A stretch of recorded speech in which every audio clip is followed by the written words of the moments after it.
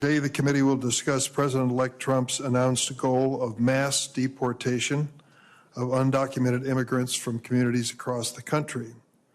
13 million undocumented immigrants live in our country. Most have been here for a long period of time. They are healthcare workers, teachers, farm workers, small business owners. They pay taxes, nearly $50 billion a year, they did in 2022. And many, like one of our witnesses today, grew up alongside our children and grandchildren with the same dreams of a first job, a driver's license, and college acceptance.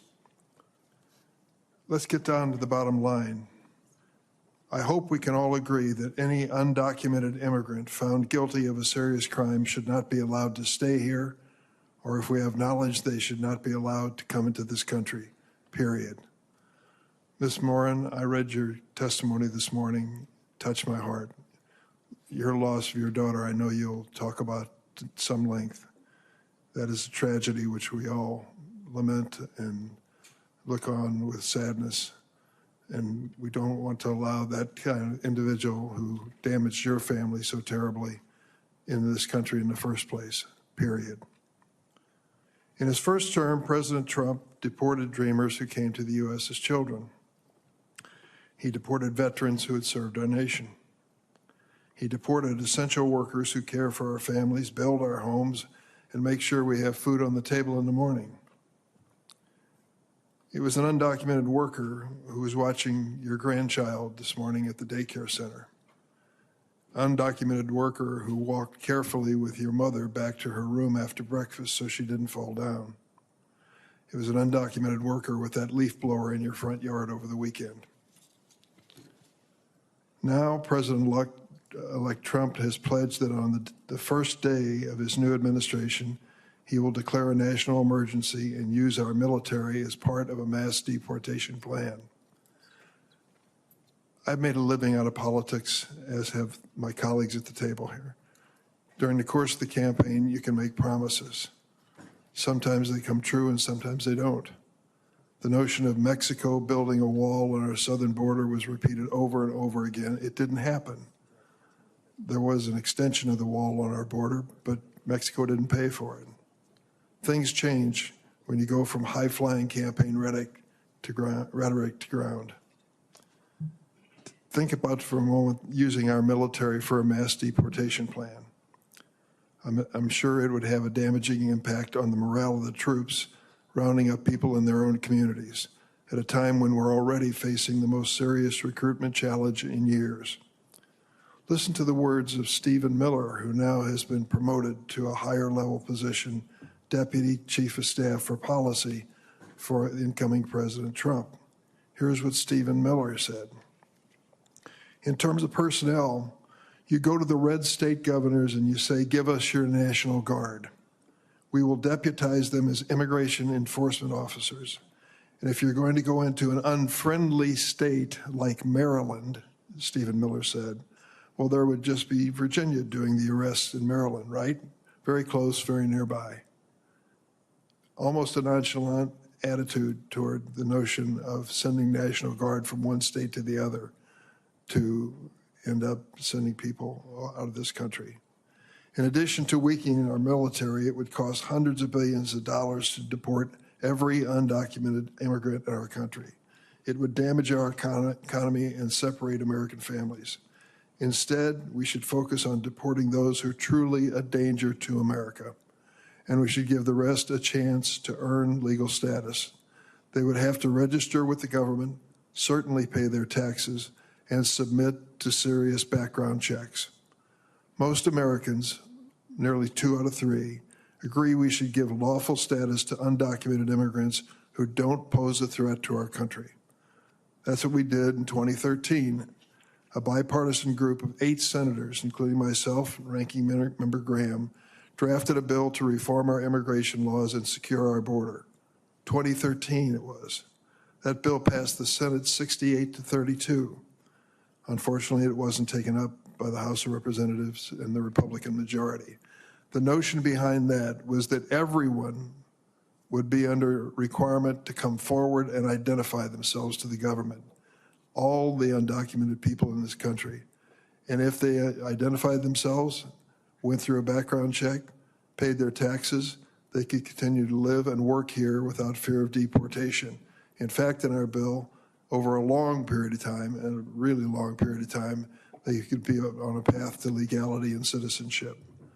That's a starting point that I think makes sense.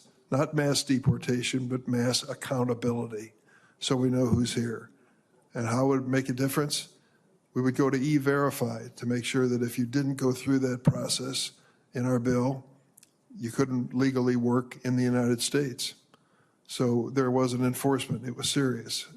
I'm glad I was part of that effort, and I hope we can return to the discussion. Over the weekend, President-elect Trump, I watched his interview on Meet the Press. He said some positive things from my point of view. And he really challenged us on the Democratic side to work with him when it came to the Dreamers. I accept the challenge. Name the time and place, Mr. President. I'll be there. The reality is that Congress, for almost 40 years, has failed to fix our broken immigration system. We've had opportunities to do it. I hope we can find more in the future. We should use our 2013 immigration bill as a starting point instead of mass deportations. As I said, mass accountability. Let's fix our broken immigration system in a way that protects our country and honors our heritage as a nation of immigrants. Now I recognize Senator Graham. Thank you very much, Mr. Chairman. From our point of view over here, one of the primary issues facing the American people in 2024 for president and other elections, who is best able to control a broken border? Most Americans are sympathetic, kind-hearted people who feel like the Biden administration was criminally negligent in protecting us by having a broken border and allowing drugs to pour into our country to kill tens of thousands of young people, allow people to come in our country who are convicted felons to do damage to families we'll hear from today. That nightmare is coming to a close.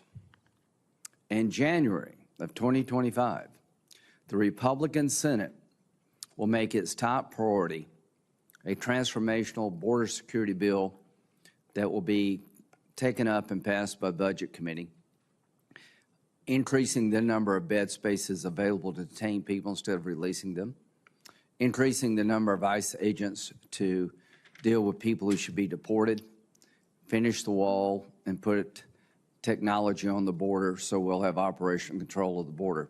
That's going to be our top priority. I want to cut taxes, but we'll cut taxes.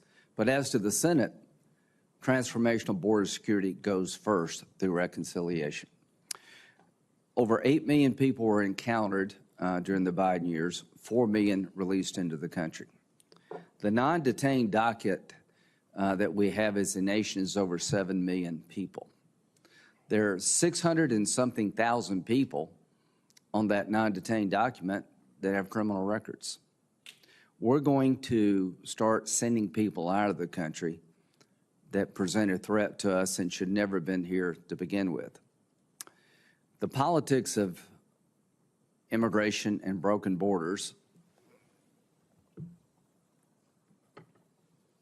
according to a couple of Democratic senators, was outcome determinative. I think they're right. So as much as I respect and admire the chairman, I think your focus is misplaced here.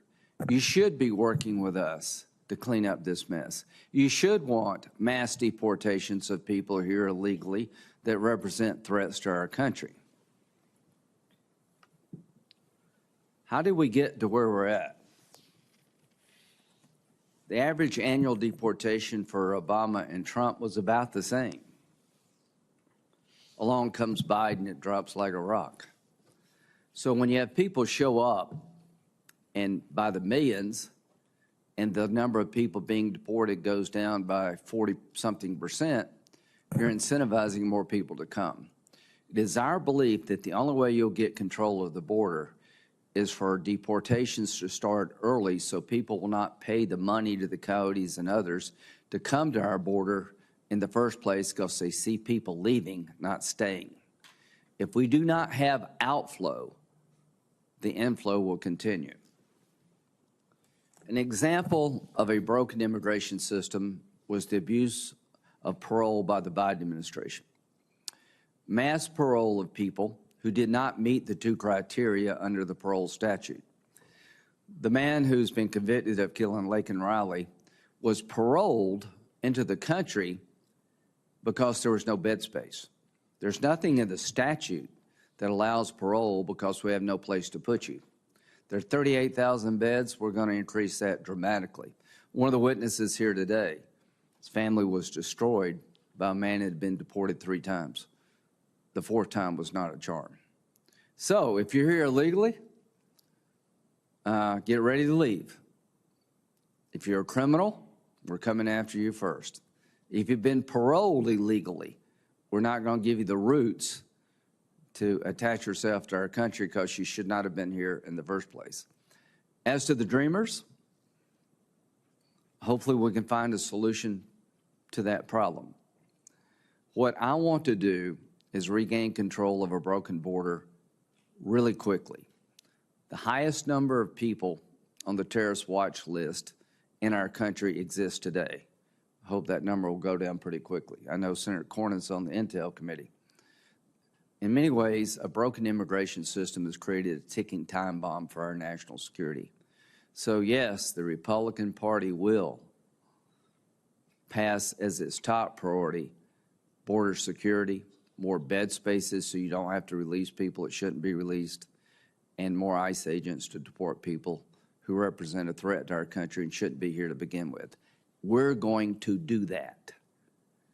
And to my Democratic friends, I think if you resist rational deportation policy, you do so at your own peril.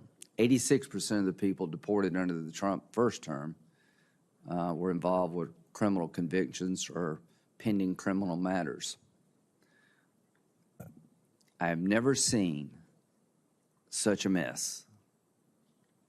It's time to clean that mess up. So come January, help is on the way.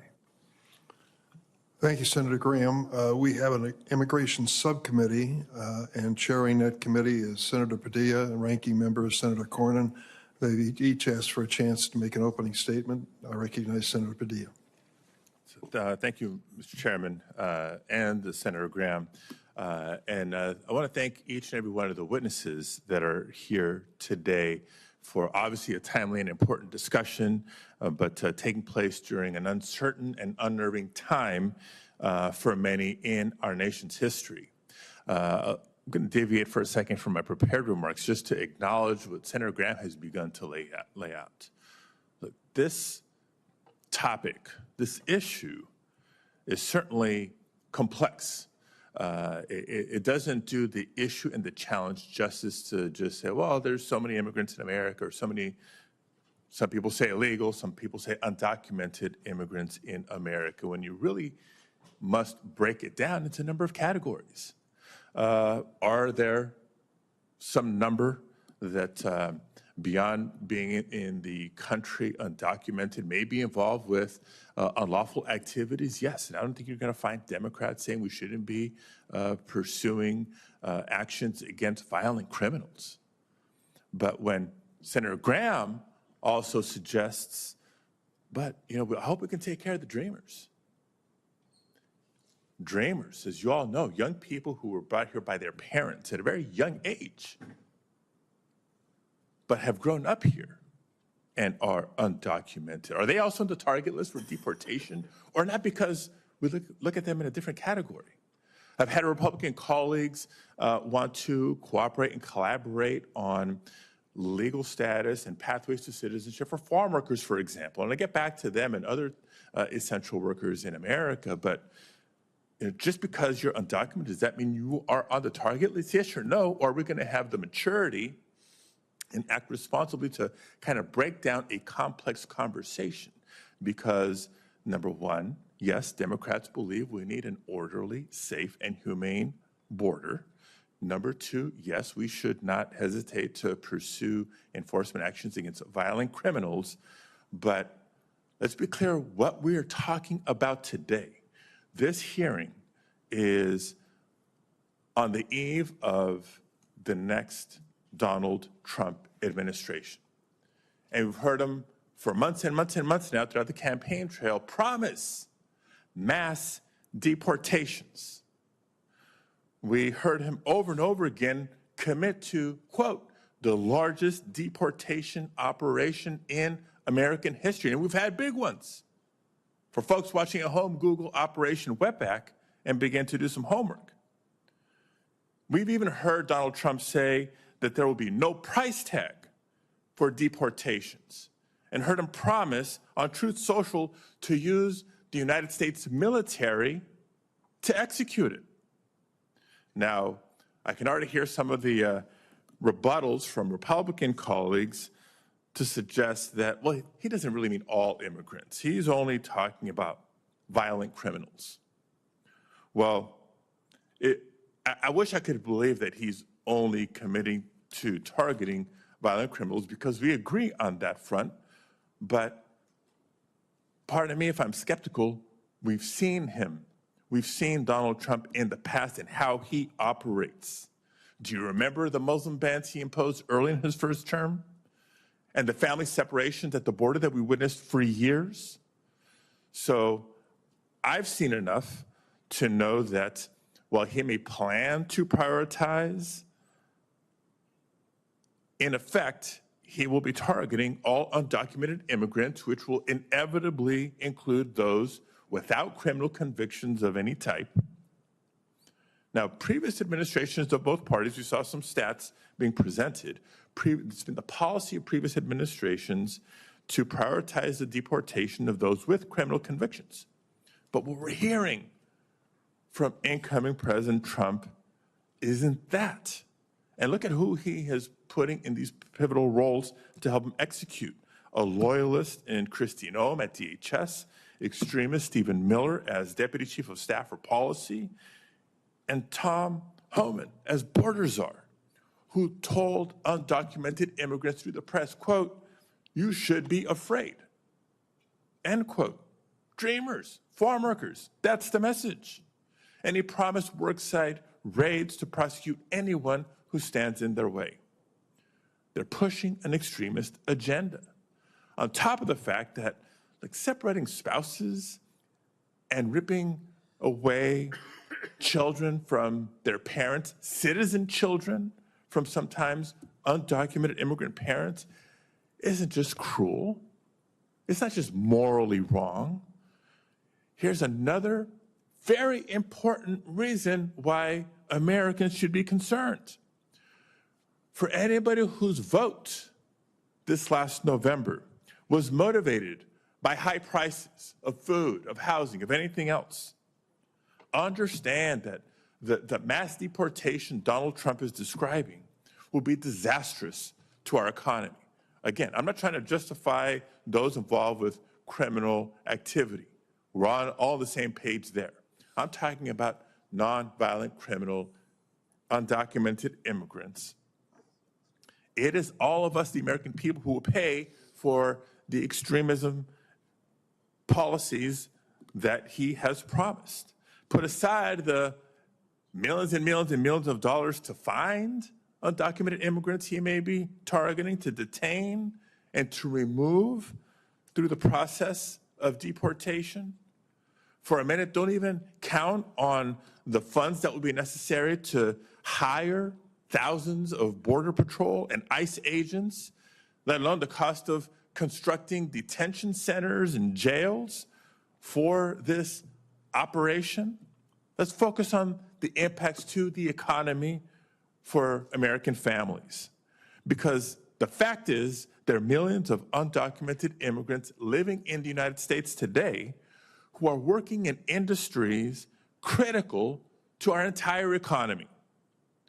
Undocumented immigrants make up nearly 15% of all construction workers, for example, and roughly half of our agricultural workforce.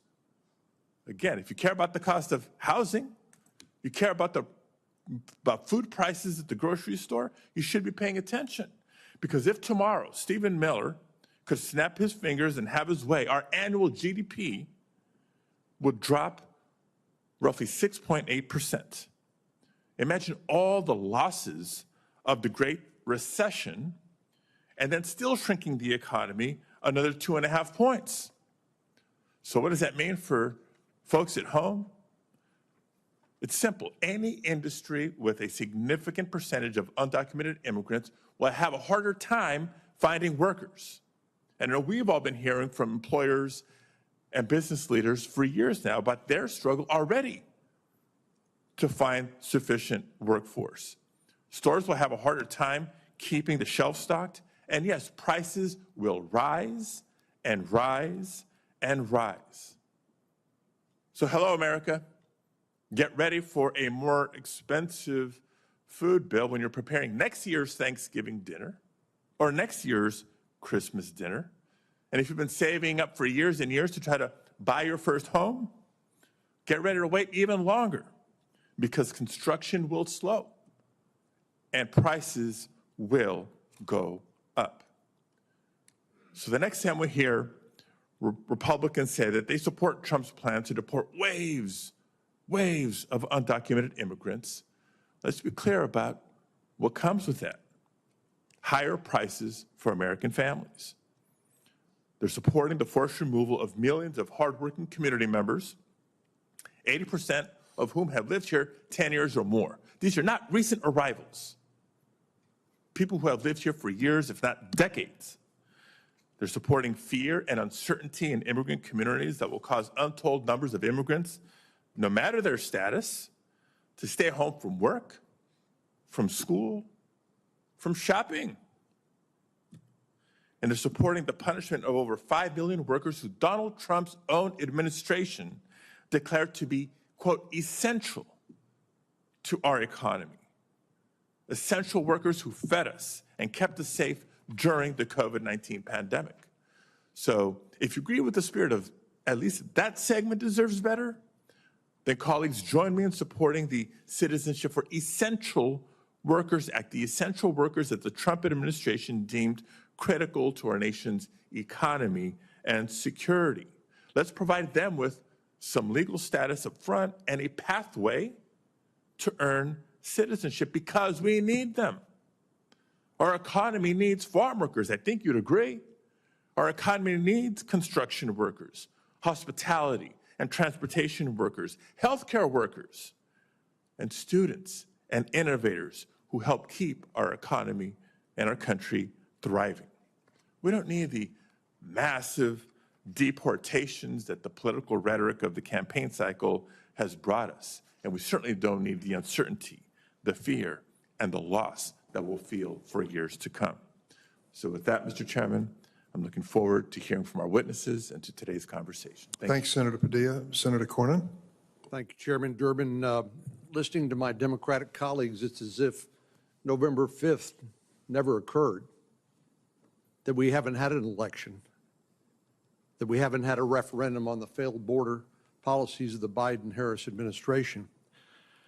Let's be clear, the crisis at the southern border is entirely a problem caused by the Biden administration's policies. It is a man-made disaster. The election, I believe, in large part was a referendum on those policies, and the American people spoke decisively, rejecting this as the new normal. They rejected lawlessness as the new normal. When President Biden came into office, Customs and Border Protection was apprehending about 70,000 illegal migrants a month. President Biden came in and reversed virtually all of the Trump administration policies, including canceling our agreements with Mexico and the Northern Triangle countries to limit illegal immigration. President Biden also attempted to impose a 100-day moratorium on all deportations.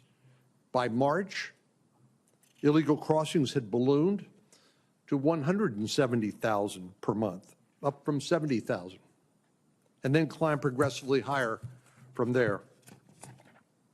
Then the president used his executive authority to implement new guidelines that made clear to illegal immigrants that DHS was extremely unlikely to take any action against them until their conduct became especially egregious.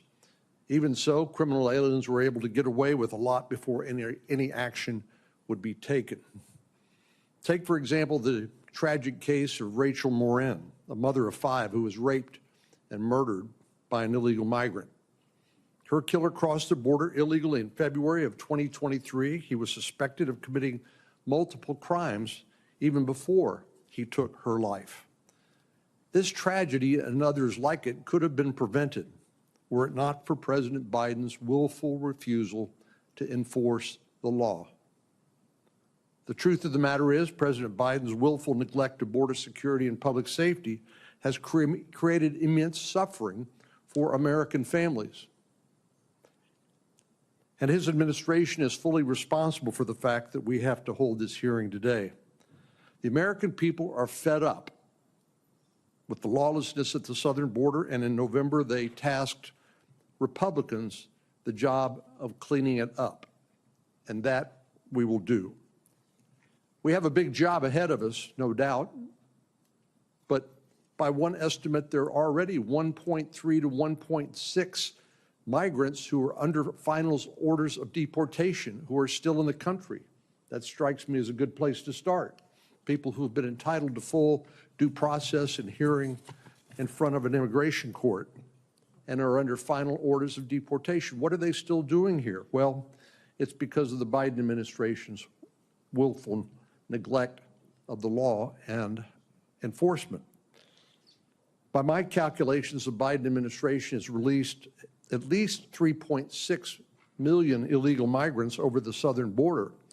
And during the same 4 years, Border Patrol recorded an additional 1.7 million gotaways. Those are people willfully evading law enforcement.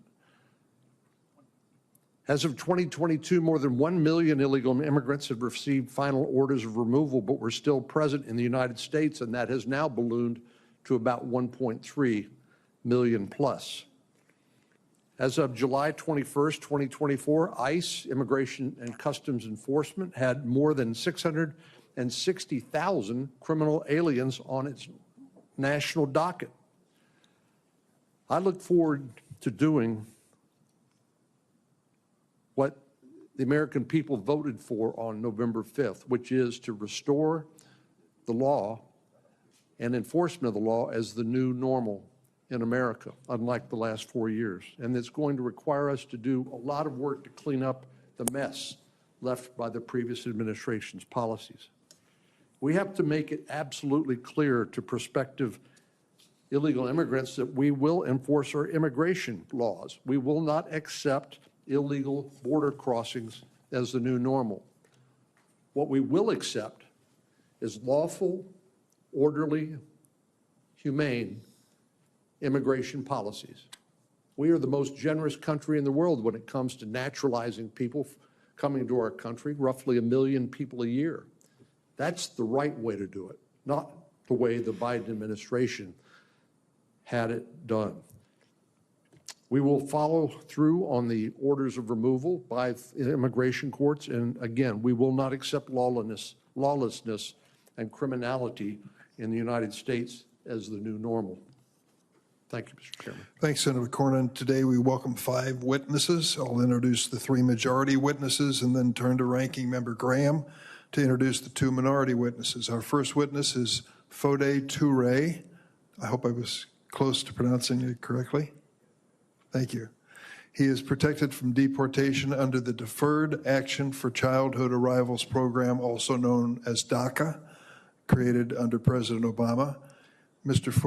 Turay now serves as an assistant district attorney in the city of Philadelphia. Our second witness is retired Major General Randy Manor, who served our nation in a variety of positions in the Pentagon and around the world for 30 years, including acting vice chief of the National Guard Bureau, in which he oversaw that important part of our military defense. Finally, we are joined by Aaron Reichlin Melnick, a senior fellow at the American Immigration Council, where he works to inform the American public about immigration policy and advance fact-based research into enforcement. Ranking Member Graham, would you like to introduce your witnesses? Thank you, Mr. Chairman. Our first witness is Mr. Art Arthur. He is a resident fellow in law and policy at the Center for Immigration Studies.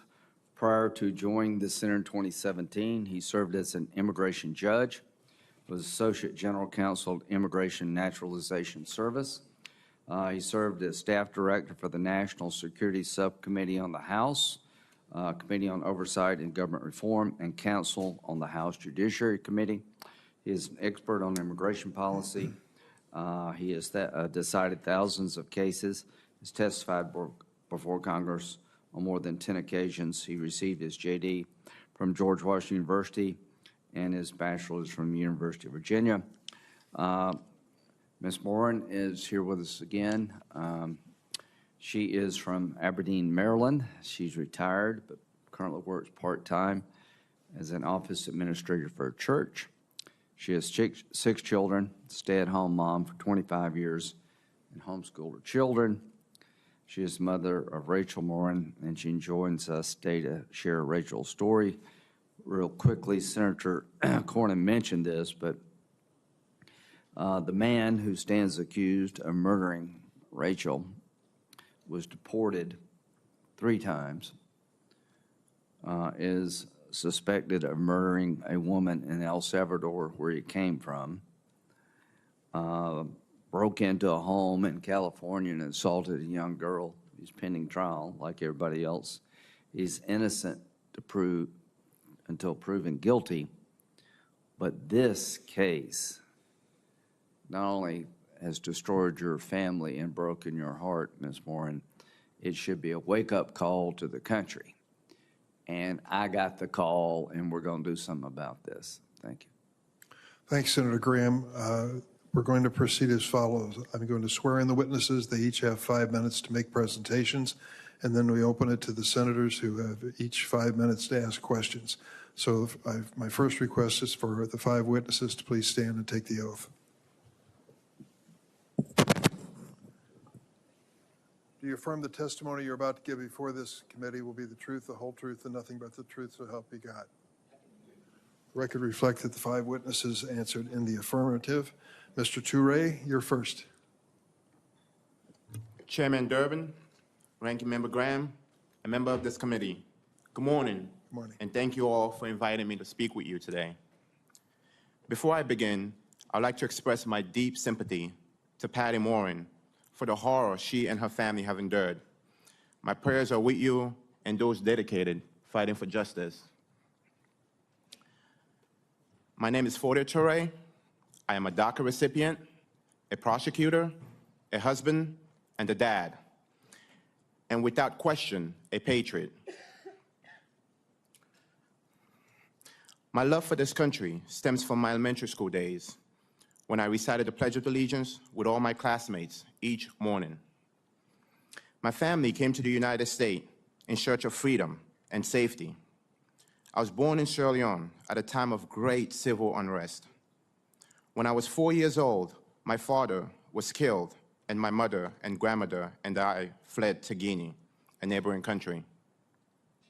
My mother was able to migrate to the United States, but I stayed with my grandmother, who died shortly after my mother left. I came to the United States on my 7th birthday in 2003. I have been here ever since. I learned that I was undocumented when I tried to get a driver's license.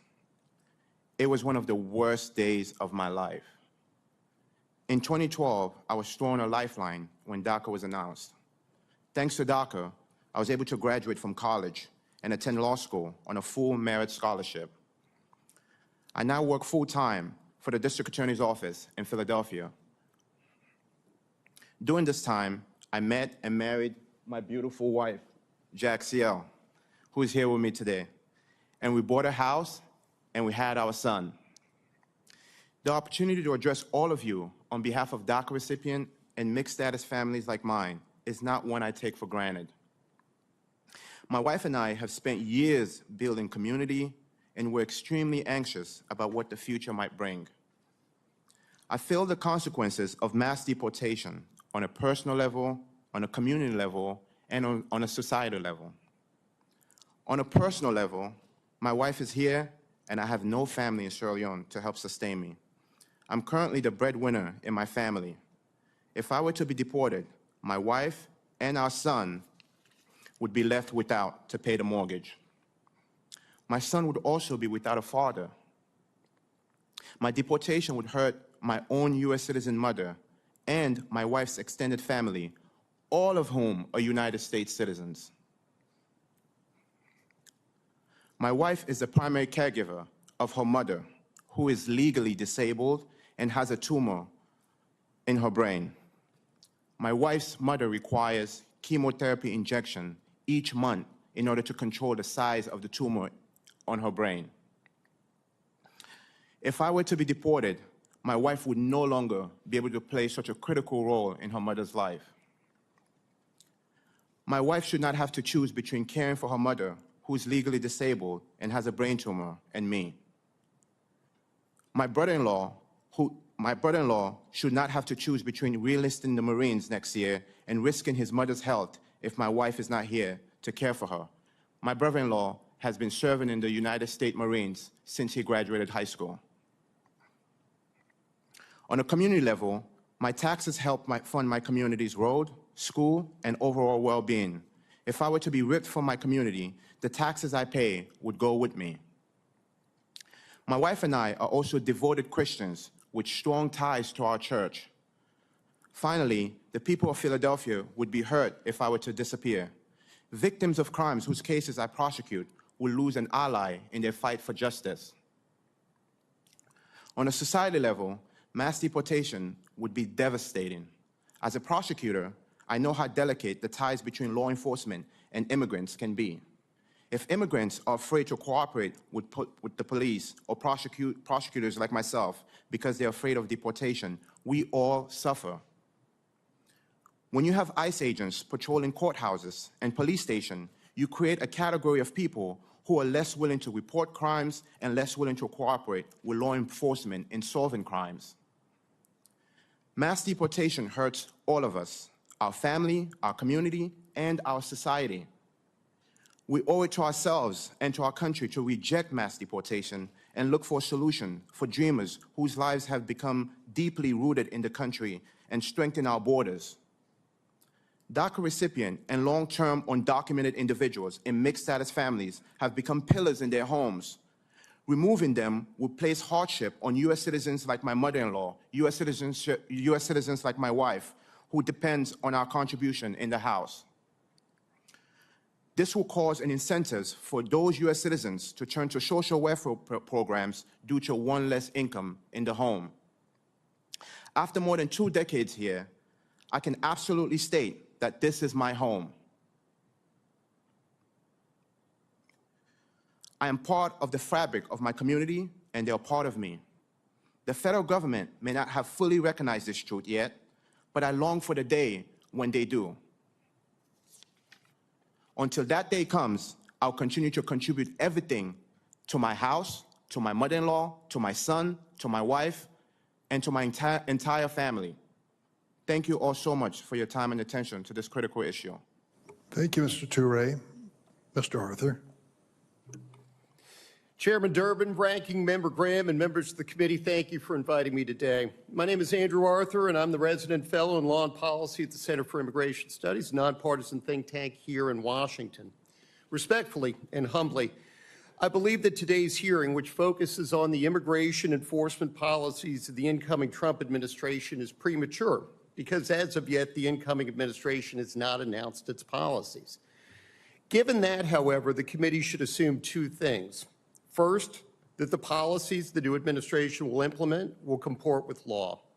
And second, that those policies will implement enforcement mandates Congress has set forth in the Immigration and Nationality Act.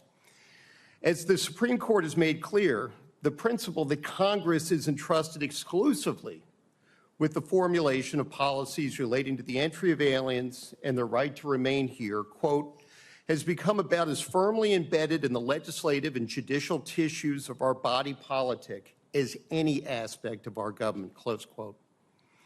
Right now, the U.S. immigration system is at a breaking point. The number of cases pending before the immigration courts has nearly tripled in the past 5 fiscal years. And that's after 700,000 cases involving putatively removable aliens were terminated, dismissed, or closed.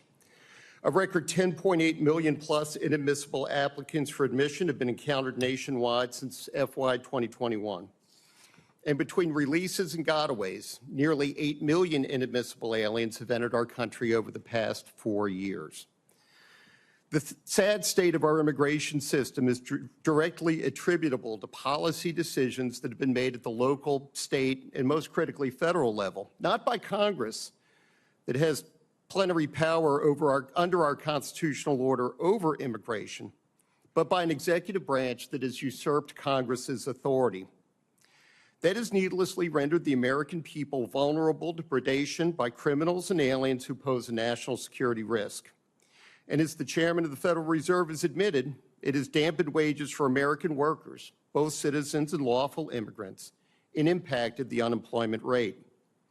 Most critically, however, it has ruined the faith of the American people and the credibility of our immigration system. As Barbara Jordan, civil rights icon, former member of Congress, and at the time chairman of the U.S. Commission on Immigration Reform, told Congress in 1995, quote, "Credibility in immigration policy can be summed up in one sentence. Those who should get in, those who should be kept out are kept out, and those who should not be here will be required to leave," close quote. With deportations, including deportations of criminal aliens, plunging over the past 4 years, Senator Graham's chart showed, it's little wonder that, as Gallup reported in July, a majority of Americans want an immigration reduction, reversing a 19-year trend. The law mandates that illegal migrants be detained, but that law has been ignored. The law mandates that alien criminals be removed, but that law has been ignored. And most crucially, the law mandates that foreign nationals who want to come here do so legally, but that law has only been honored in the breach. This massive migrant surge has allowed our elected officials to ignore the fact that 22.5% of working-age American men are out of the workforce, a 7.6% increase compared to just 2000, and 11.2% more than in 1960. Those non-working Americans are more vulnerable to addiction, disease, and, quote, deaths of despair, close quote. 2 weeks ago in the United Kingdom, Prime Minister Keir Starmer resolved to address the immigration source of such issues in Great Britain, and it's well past time that our government did the same. In his 1995 State of the Union address, President Bill Clinton explained, quote, "All Americans, not only in the states most heavily affected, but in every place in this country, are rightly disturbed by the large numbers of illegal aliens entering our country. The jobs they hold might otherwise be held by citizens or legal immigrants. The public service they use impose burdens on our taxpayers. That's why our administration has moved aggressively to secure our borders more by hiring a record number of new border guards, by deporting twice as many criminal aliens as ever before, by cracking down on illegal hiring, by barring welfare benefits to illegal aliens," close quote. Change the tenses, and that's pretty much what President Trump promised to do when he was candidate Trump on the campaign trail. Thank you. Truly appreciate the honor, and I look forward to your questions. Thanks, Mr. Arthur. General Manor. Chairman Durbin, Ranking Member Graham, members of the committee, I thank you for your invitation to speak today. For over 35 years, I served our nation in both the regular Army and in the National Guard. Prior to retiring from the Army as a Major General, I served as the Deputy Commanding General of the United States Third Army in Kuwait, as the Acting Vice Chief of the National Guard Bureau, and as the Acting and Deputy Director of the Defense Threat Reduction Agency. During the time I served, I saw firsthand that our military force is the envy of the world. It is respected by our allies and by people around the world who want to live free of oppression. It is feared by our enemies and those who would do us harm. Our military members come from every possible background, representing every state, every race, ethnic group, and religion. But when they come together in the military, they are molded together in a team expected to embody the values which make America great: duty, honor, integrity, respect, selfless service, loyalty, personal courage, and excellence. President-elect Trump has announced his intent to use the U.S. military to execute his mass deportation plan. I am gravely concerned that placing our military in this role could cause significant harm to both the institution of our armed forces and to service members themselves. There are 4 significant risks that I want to emphasize. First, using military assets for mass deportations would negatively impact the military's readiness and capability to accomplish its core mission of national defense. Our military is engaged in over 160 countries around the world. They are focused on responding to potential threats from China, Russia, and other competitors, strengthening interoperability with allies and partners, and taking care of our servicemen and their families. Our National Guard units are stretched thin, responding to natural disasters at home while also regularly deploying overseas in active duty status. Additional training or deployments to support deportation operations would absolutely harm operational readiness and reduce the military's ability to counter adversaries or respond to crises in combat. My second concern is that the military is simply not trained to do this mission. Immigration enforcement is the responsibility of federal law enforcement agencies like ICE and CBP. These agencies' personnel regularly interact with migrants and U.S. citizens. They are extensively trained in the appropriate application of immigration law, the protection of civil rights and civil liberties, and care of migrants in custody. The U.S. military is the best trained in the world for its war-fighting mission, but it is neither trained or equipped for immigration enforcement. Most active duty armed forces receive no training for domestic law enforcement situations. A small number of National Guard units receive a mere 4 to 8 hours of civil disturbance training per year. This lack of training and experience greatly increases the risk of significant and potentially deadly mistakes in a charged operational environment. My third concern is the effect on recruiting, retention, and morale. The military is already facing its most challenging recruitment environment in 50 years. Involvement of the military in a politically charged domestic deportation efforts would only add to those challenges. It would separate service members from their families, their jobs, and their communities for extended periods of time in order to engage in a highly controversial mission for which service members would feel ill-equipped and trained. That's a recipe for disillusionment and a poor advertisement for potential recruits. Finally, involving the military in a politically charged domestic issue like mass deportation would erode public trust in the military. Americans trust our military because it protects all of us, regardless of our politics, from the possibility of foreign aggression. When the military is tasked with carrying out domestic policies that may be controversial to some, it undermines the foundation of that trust. That, in turn, will increase risk in morale, recruitment, retention, and readiness. And all of these impacts carry serious consequences for our national security. Gentlemen, for these reasons, and ladies, for these reasons, I strongly encourage any future presidential administration to keep immigration enforcement and our military separate. Thank you, and I look forward to our questions. Thanks, General Manor. Ms. Morin. Chairman, ranking members, senators, thank you for this opportunity to come speak to you. I really appreciate it. As you can tell from my introduction, I'm not a politician. I'm a mother. I raised 6 children. I have 25 grandchildren. I have 4 great-grandchildren. The day that we got the phone call that my daughter had been murdered, I'm sure you've heard this before, but I was in Kentucky. We had a grandbaby that had passed away. And when I got the phone call, the detective said, Mrs. Morin, we found your daughter's body.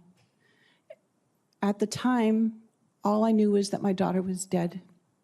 When I went to meet with the detective and we had come back from Kentucky, I was told that she was beaten so badly that her body was blanketed in bruises, that she was strangled, that she was raped, and that she was stuffed into a drain pipe. The person that they alleged did this was an illegal immigrant from El Salvador that was a Godaway.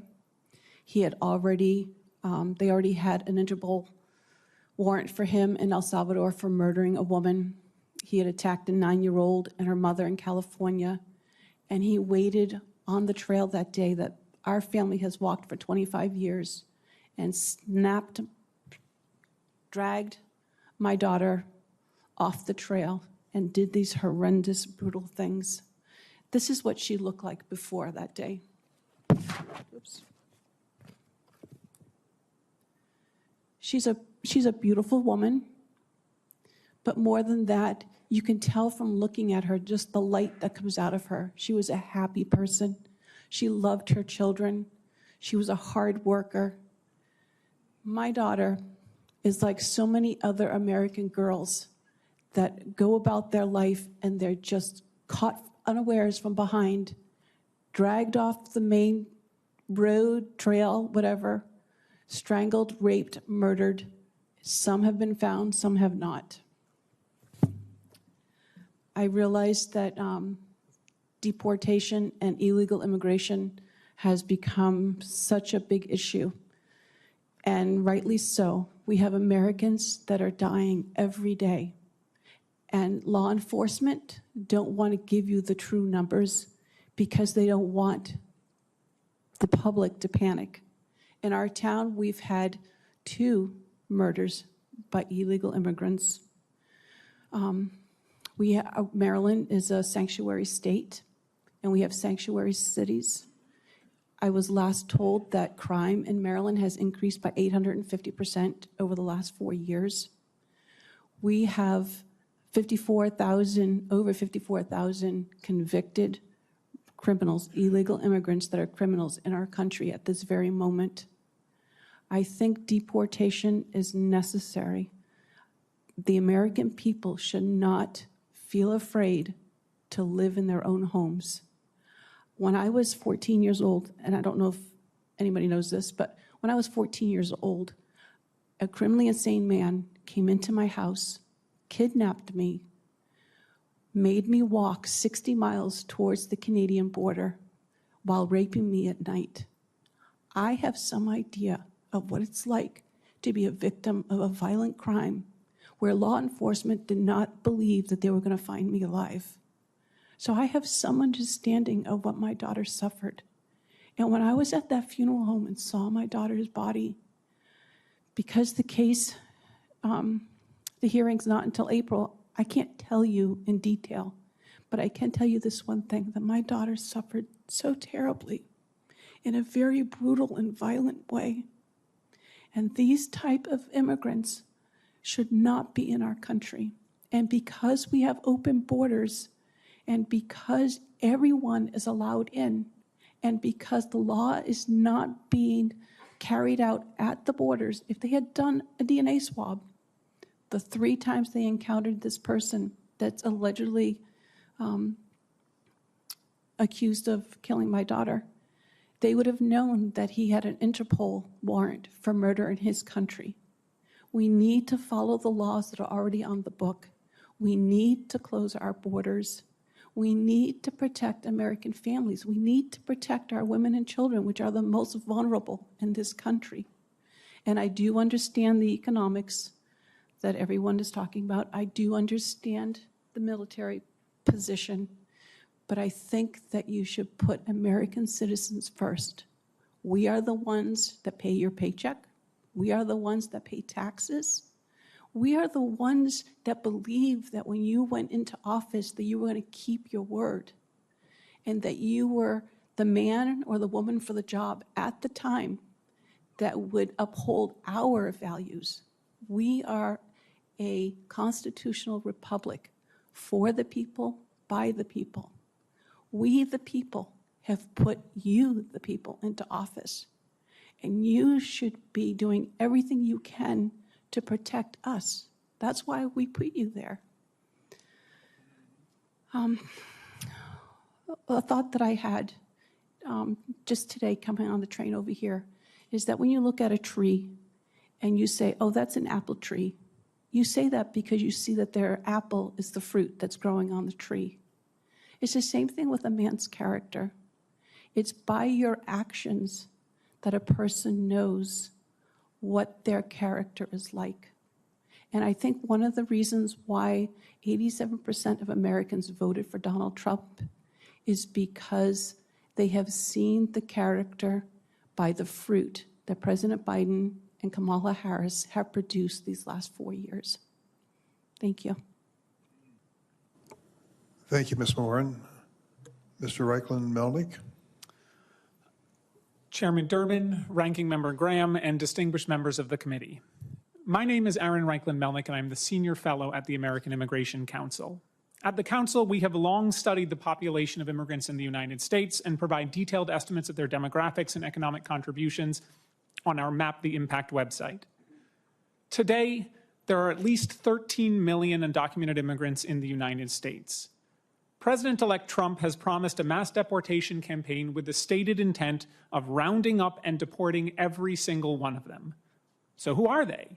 Well, most have been here for at least 15 years, having entered before the Obama administration. Over 4.8 million people have been here for 25 years or more, with no path to permanent legal status, no line for them to stand in. Most undocumented immigrants have spent decades living, working, and putting down roots, all at constant risk of deportation. Nearly all are either employed or attending school. Some have permission to work legally. Most do not, putting them at increased risk of exploitation. They are farm workers, meat packers, cooks, waiters, construction workers, factory workers, delivery people, home health aides, nurses, teachers, artists, writers, musicians, entrepreneurs, and yes, even lawyers. Undocumented immigrants are also more than their jobs. They are parents, spouses, partners, brothers and sisters, grandparents and grandchildren, loved ones and friends to millions of U.S. citizens and permanent residents. 5 million U.S. citizen children have at least one undocumented parent. In an average public school classroom of 25 children, at least 2 have an undocumented immigrant parent at risk of deportation. While President-elect Trump talks about targeting criminals, over 90% have no prior criminal record whatsoever. Of the small minority that do, the most common prior convictions are traffic offenses or immigration offenses. Efforts to ramp up deportations would sweep in tens of thousands of people each year who have no or minimal criminal legal system contact. We know this because this is what happened during the first Trump administration. When there were no enforcement priorities, everyone was an enforcement priority. And the single largest group of the increased arrests under the Trump administration was people with no criminal record. Beyond splitting families apart, a mass deportation campaign would be a costly mistake for American taxpayers. When we account for the enormous capital investment, infrastructure, and hiring necessary to arrest, detain, process, and remove 1 million people per year, we estimate that mass deportations would cost $968 billion in total, enough to instead construct 2.9 million new homes or fund Head Start for 79 years. Mass deportations would also cause economic chaos. As millions are expelled, the U.S. population and labor force would shrink. So too would the economy. Prices would rise in sectors with significant undocumented workforces. Building, maintaining, and repairing houses would become more expensive, as would groceries, restaurants, travel, and childcare. Every American would feel the pinch of inflation. Overall, we estimate that a mass deportation campaign would lead to a loss in total GDP of 4.2 to 6.8%, at minimum as much as the Great Recession. And just like then, many Americans would lose their jobs. Even an attempt to deport millions of people will have repercussions. After all, undocumented immigrants are not just producers, they're also consumers. Collectively, they hold over $250 billion in annual purchasing power. If millions are deported or otherwise forced to leave, American businesses will close not just from a lack of workers, but also from a lack of customers. A large-scale mass deportation campaign will also increase exploitation while it is carried out. Unscrupulous employers will dangle deportation over any of their workers who dare to push back and will have the full force of the U.S. government to support their threats. But mass deportation is not the only option.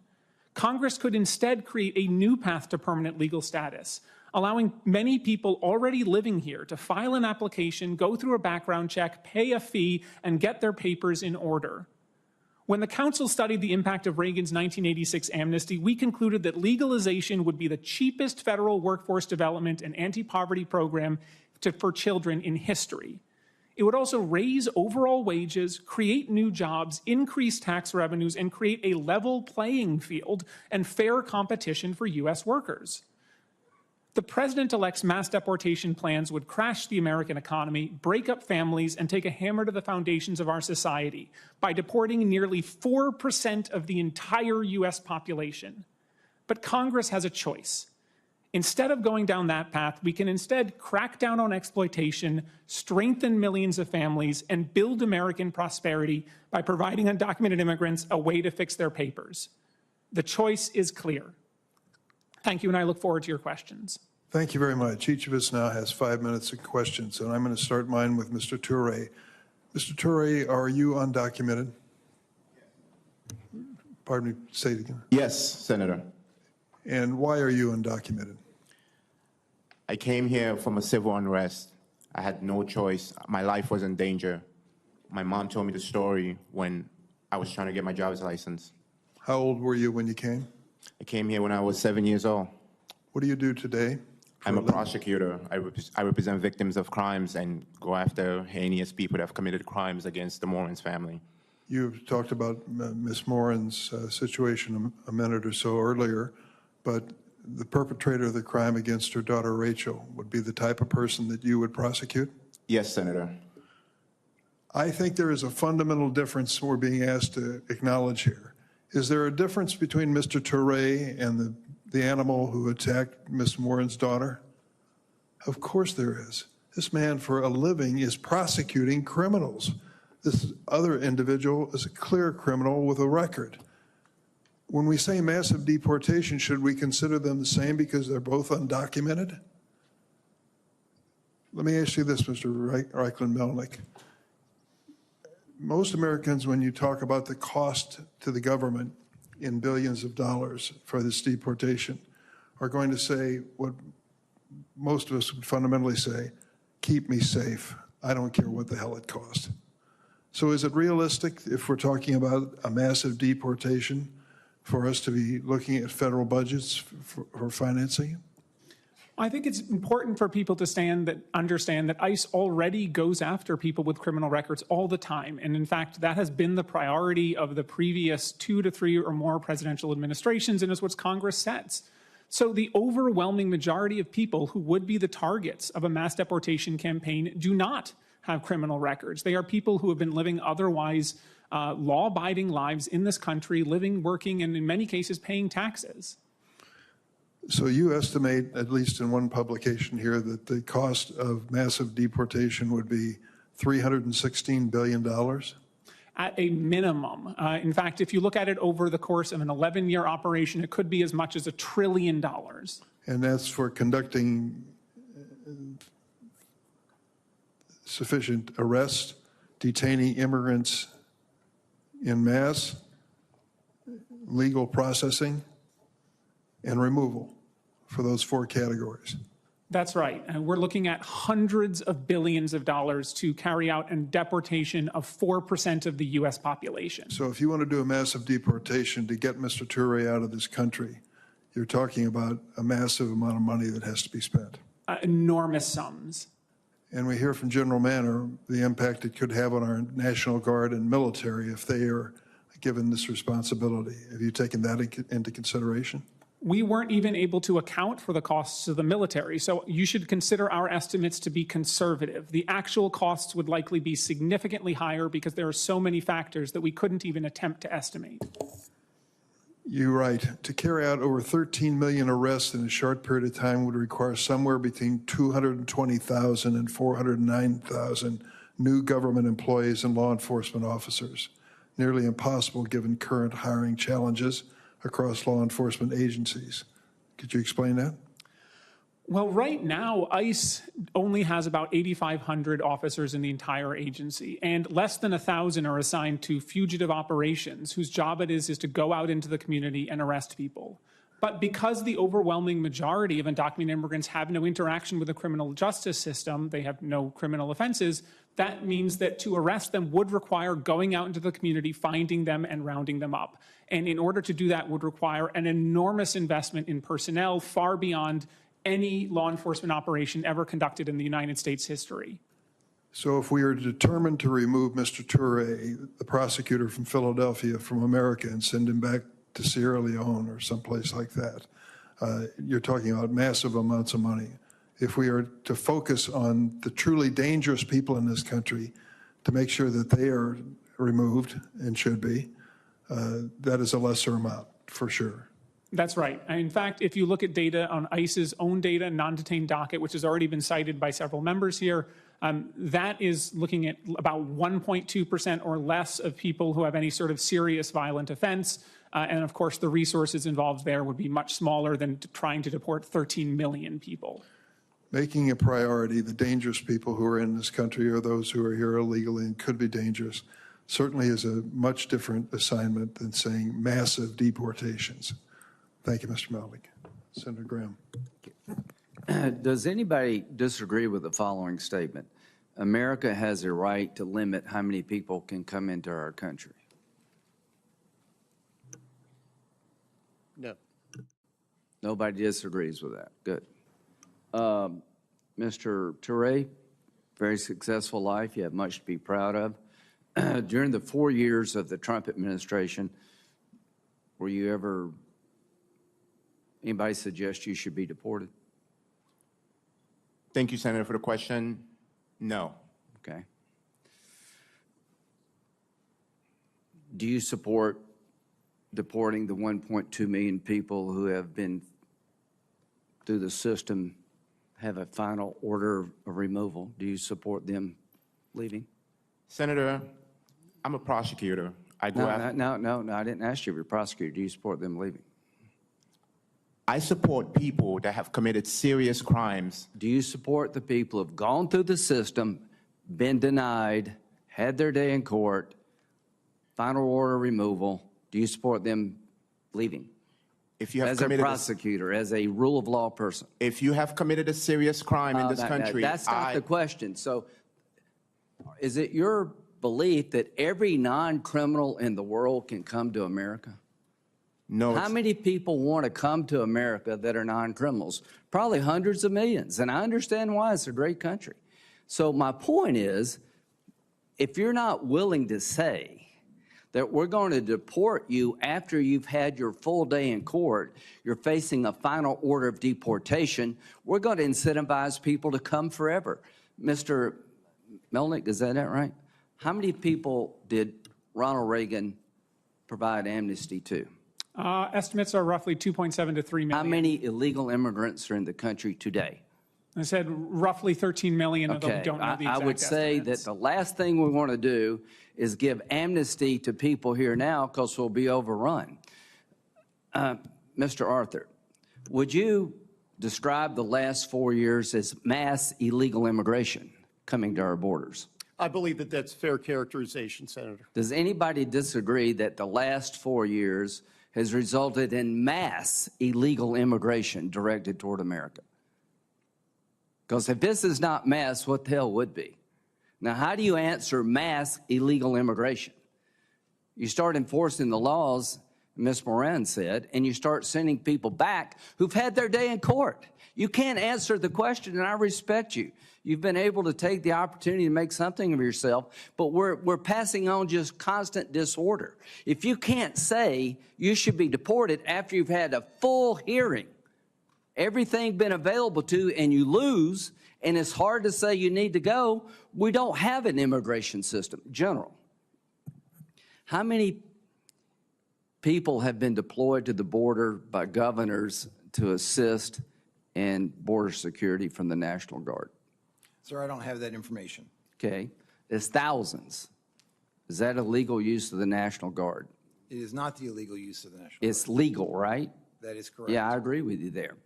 What's the largest cause of death in America for young people? Does anybody know? Mr. Arthur. Drug poisoning overdose deaths. Coming from a drug called fentanyl? That is correct, Mainly? sir. Okay, where does that drug come from? That drug, reports indicate that it's made from precursors that come from the People's Republic of China, assembled in Mexico, and largely smuggled into the United States over the Southwest. General Manor, do you consider illegal immigration a national security problem? I believe that it is something that ICE and CBT needs to address. No, I ask you, is it a national security problem? I think it's a concern, yes. Okay, I do too. And they're the highest number of people on the terrorist watch list in our country today. At the end of the day, the number of people being killed in America by drug poisoning is coming from labs and cartels in Mexico. General Manor, does the president have the authority to attack a drug lab in Mexico that's making fentanyl to kill American citizens? I am not a legal expert, Senator, Okay, and right. I do not know. So here's what I would say. I think we need to be tough, compassionate, but end this crap. If you're trying to poison America, you're a drug cartel, your days are numbered. We're coming after you, hopefully working with Mexico. If you've had your full day in court and you lost, it's time for you to go and try to do it right. We have to break this endless cycle of having policies that entice people to come to our country illegally, because that is the lack, we're losing sovereignty and losing control over our nation. There are too many people being hurt from this out of control system. So how do you deal with mass illegal immigration? You start with mass deportation of people who shouldn't be here. Mr. Turay, I think President Trump was pretty clear about DACA. But what do we tell the kids who've been brought here in the last year who are 7 years old? Do you ever break this chain? So I'm hoping, Mr. Chairman, that once we regain control of our border and try to shut down the poisoning of America, we can have a logical, rational discussion about dreamers and others. But until we control that border, until we get control over the crime coming into this country, into the poisoning of America, that discussion cannot happen. I've worked with you and others for really decades to fix a broken immigration system. The way the Biden administration's handled this border problem has created a nightmare for our country. And there's a reason 70% of the people want deportations. It's not because they're mean. They want to bring order to chaos. Thank you. Senator Klobuchar. Thank you very much, Mr. Chairman. Thank you for having this hearing. And I know that you've worked with Senator Graham in the past on the Dreamers issue, and I hope that work continues. And I would start with what you said, Mr. Arthur, just about how we don't know yet how this is going to come down. And I do actually appreciate that Senator Durbin did this hearing, because I think we've got to start anticipating it and start having these discussions now. I personally don't want to have what happened last time when over a weekend I got calls from a family in Lebanon who was ready to bring their little baby that they had adopted to the U.S. and were stopped practically at the airport with a little kid with a flag sweatshirt on. And we were eventually able, through officials in the past Trump administration, to get that baby adopted, and is now a thriving child in the U.S. And so Ms. Morin, so appreciate you being here and your strength coming forward. I believe there is a way we could do this right. I'm not certain how this is going to head, but I just want you to know that based on the work that was being done on a bipartisan basis at this last year, that there are people that want to get to this point where we get this order at the border, where we put the funding into enforcement, into things like Border Patrol agents. And this was legislation that I'm sure not everyone agreed with on both sides, but a proposed legislation that Senator Langford had negotiated that was supported by a number of people. And hopefully that can be at least a starting point for discussing it, even though it didn't go anywhere last year. And that was, increasing ICE detention capacity. It was looking at increasing border management. And I personally have taken a lot of grief for my support for COPS reauthorization and adding resources to law enforcement, which I think is so necessary with the fentanyl issues. But I think that there is a way. I note that in that agreement, that proposal that was made, as well as the proposal that Senator Rounds negotiated, that Senator Graham has been involved in the past on path to citizenship for Dreamers, on doing something about the temporary status people, on looking at people who have not committed crimes and what we can do to make sure our workforce is strong. I think there is a path here, and I'm just continuing to focus on where we can go. And I would ask you, Mr. Turay, and your story was moving in its own way. You've lived in the U.S. for 21 years. You're now married to an American citizen, have an 18-month-old son who's also a U.S. citizen. And I watched the President-elect's interview on Meet the Press this weekend, and he did talk about working with Democrats on the Dreamer issue, which I appreciated. But at the same time, then he talked about the only way not to break up a family is you keep them together and then you send them all back. I'm not certain he meant that with Dreamers, but what would happen to your family if you were sent back? I mean, my family would face serious consequences. As I noted in my testimony, my wife is a U.S. citizen. Our entire family are U.S. citizens. Not only would this impact me on a personal level, but it would impact the U.S. citizens that have built their lives around me. U.S. citizens like my mother-in-law, who is legally disabled and has a brain tumor that requires her to take chemo in the United States. If my wife is not around to care for her, if my wife is not around to be there for her mother, it's going to cause serious hardship on her life and potentially cause her to lose her life. And also, my brother-in-law has been serving in the Marines since he graduated from high school. He wants to re-enlist in the Marines next year. However, he has to choose between the love for his country or the love for his mom and come back home and take care of his mom. So not only is this impacting me on a personal level, it's impacting the people around us that have built their life around me. I've been in this country for so long, and to think that you can just remove an individual who United States citizens have built their lives around would not cause hardship on other people around them, it's just disheartening. Okay. Mr. Reichlin Melnick, could you go through just one more time the statistics, and then I'm out of time here, on if the focus was on enforcement, you know, as well as the border and going after the people that we know have criminal records here, just that kind of money we'd be talking about if we wanted to focus our efforts on that group, as well as I would add to that, it's also going to be more border protection, which we know we need. Yes, Senator. So we estimate that on average, a single deportation costs the U.S. government in today's money slightly under $24,000. So if we're looking at deporting 13 million people, that adds up to hundreds of I'm actually billions. trying to get us to a solution that might work here. I remember when you were talking to Senator Durbin, and you talked about if you focused on the group that we know have criminal records that are still out there, how that kind of cost and what that would be. I have to run the exact numbers for you. I'm happy to get those for you, but it is substantially less expensive than what President Trump has repeatedly said he would do, which is aim to deport every single person here, regardless of whether they have a conviction or not. Okay, but so if we could get that and follow up later, because I think that there'd be some widespread agreement that if we're going to start somewhere, for one thing, we must begin with these most serious offenders that are out there and get the money set aside for that, do more at the border, try to do something positive here with Dreamers and people that are contributing so greatly to our economy, and trying to figure this out. We have tried this several times and had agreements with Democrats and Republicans in the Senate. Not everyone on the left, right, not everyone, but I'm just hoping we can get to a place like that. So thank you very much. Thanks, Senator Klobuchar. Senator Kennedy. Thank you, Mr. Chairman. Mr. Arthur, you are with the Center for Immigration Studies, is that right? That's correct, Senator. And that's a nonpartisan think tank, is it? It is, sir. Okay. The border is an open, bleeding wound, isn't it? That's a fair way to characterize what's been going on for the last 4 years, sir.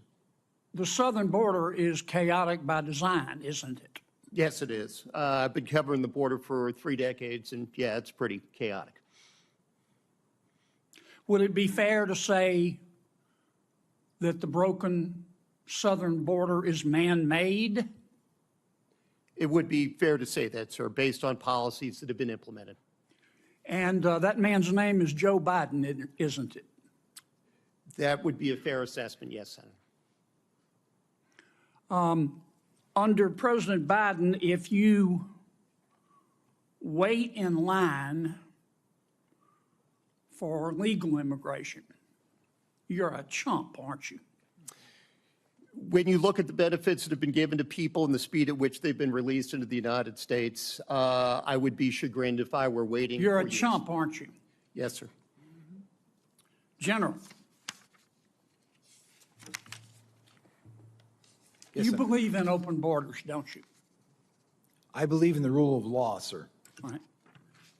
And it makes you angry that President Trump does not believe in open borders, doesn't it? Senator, I'm not here to discuss immigration policy. I'm here to discuss whether or not we use the military to enforce it. And it makes you angry that most Americans don't believe in open borders, doesn't it? Not in the slightest, sir. Again, I am not here to discuss the immigration policy. Yeah. Duty, honor, respect, you talked about that Yes, in Senator. your opening statement.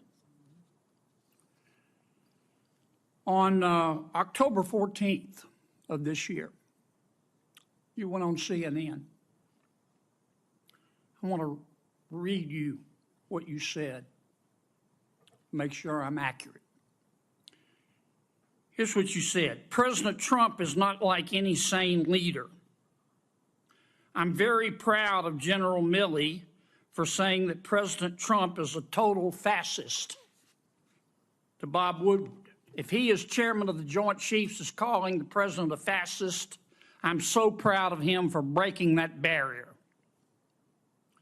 The challenge is because most MAGA Republicans, they don't understand what fascism is. The reality is that they are, in fact, fascists themselves. Did I read that accurately? Senator, I am happy to discuss my personal perspectives with you separately at any time. That's not the purpose of the hearing today. Did I read that accurately? I believe so, yes. Yeah. You think you're smarter than the American people, don't you? Absolutely not, Senator. I am here to discuss the use of the military as part of this mass deportation. You think you're more virtuous than the American people, don't you, General? Senator, I am insulted by your comment. Duty, honor, and respect. You talked about that in your opening statement, didn't you? Yes, sir. Ms. Morin said, I wrote down her words. She said, by their actions, you know what someone's character is like. You agree with that? Senator, for 35 years, I served my country with absolute honor and distinction, and I will continue to do so. You agree with what Ms. Morin said? Of course. Mr., I've got a few minutes left. 23 seconds. Well, actually, you let Ms. Klobuchar go well over, so I'm assuming you'll extend me the I'll same. give you the courtesy. same minute I gave to her. You gave it a minute 20. I timed it. You're using. I watched you like a hawk, Dick. Mr. Melnick, Mr. Reichlin Melnick, you believe in open borders too, don't you? I do not, Mr. Kennedy. Okay. On November 1st, 2022, you tweeted, both Texas and Louisiana have their knives out for black immigrants. Do you remember that tweet? I don't, but it's quite possible. What Texans, it's not only possible, it happened. You're not denying it, are you? No, I'm saying, referring What to the Texas? context. Who are I you actually talking don't to? know the Who context. are you talking to about who in Texas had their knives out for black immigrants? Guessing the context, but my suspicion is Give that me it a has to name. do the Give me a Attorney name. General Ken Paxton and Give the me a Attorney name. General of Give me a Louisiana. name. I just did. You don't have a name, do you? I just said Ken Paxton. You don't have a name, do you? You just said I it, didn't you? just said Ken Paxton. All right, how about Louisiana? You said Louisiana has its knives out for black immigrants. Who in Louisiana were you talking about? Again, I'm not certain. That was 2 years ago, and as I'm sure you know, much has happened in the last 2 years. Well, did you say it? Again, I do not remember the context. But you don't. Senator You Kennedy. said somebody had their knives out from Louisiana for black immigrants, but you don't know who they were. You just said it.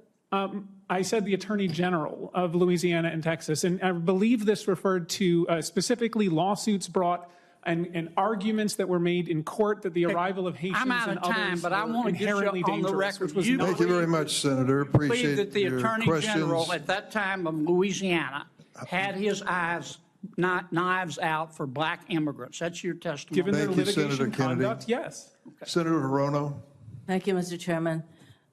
We have a broken immigration system. This was acknowledged over a decade ago when I first arrived in the United States Senate. And we actually, in 2013, we had a bipartisan, comprehensive immigration reform bill that addressed the issues of all of the immigrants who are working in various large sectors of our economy, i.e. in the ag sector, where the Chamber of Commerce are concerned about what we're doing with immigration policy, where we dealt with the undocumented immigrants who are working and paying taxes for which they get absolutely, they're paying the Social Security, Medicare, they don't get those benefits at all. So we have a broken immigration system. We actually had the two senators who are sitting here, the chairman and the former chair of the committee, who are part of a comprehensive immigration reform. So I don't know why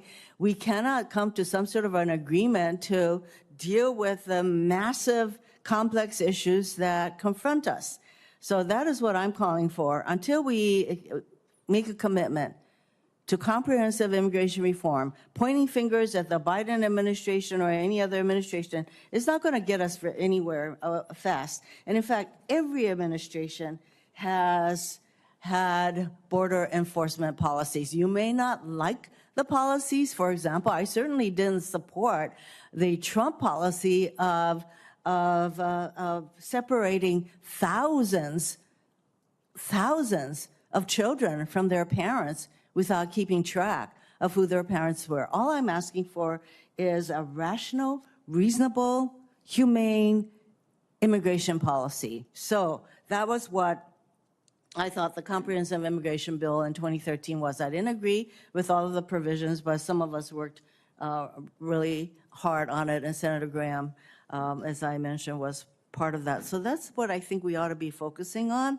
Now, General Manor, I'm glad you're here because we have a president who has said many times that he intends to use the military to do immigration policies, to effect his immigration policies. And General Manor, you said that that is going to have a very negative impact on readiness, for example, because our military, including the National Guard, they are not trained for immigration enforcement.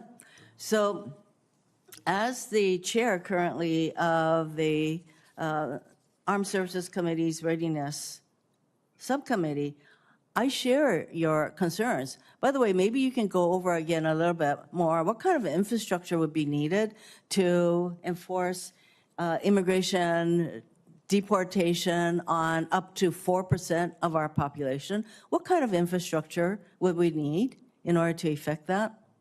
I have to defer to the other experts on the panel. Okay, well, then that would be Mr. Melnick. Am I Yes. pronouncing your name? Would you like to go into some of that? Senator, in order to carry out that form of operation would require hiring tens of thousands of new law enforcement agents, would require building dozens, if not hundreds, of new detention centers, hiring thousands of new judges, all at a cost of hundreds of billions of dollars, potentially up to or more than $1 trillion over the course of more than a decade. Do you support comprehensive immigration reform? I do.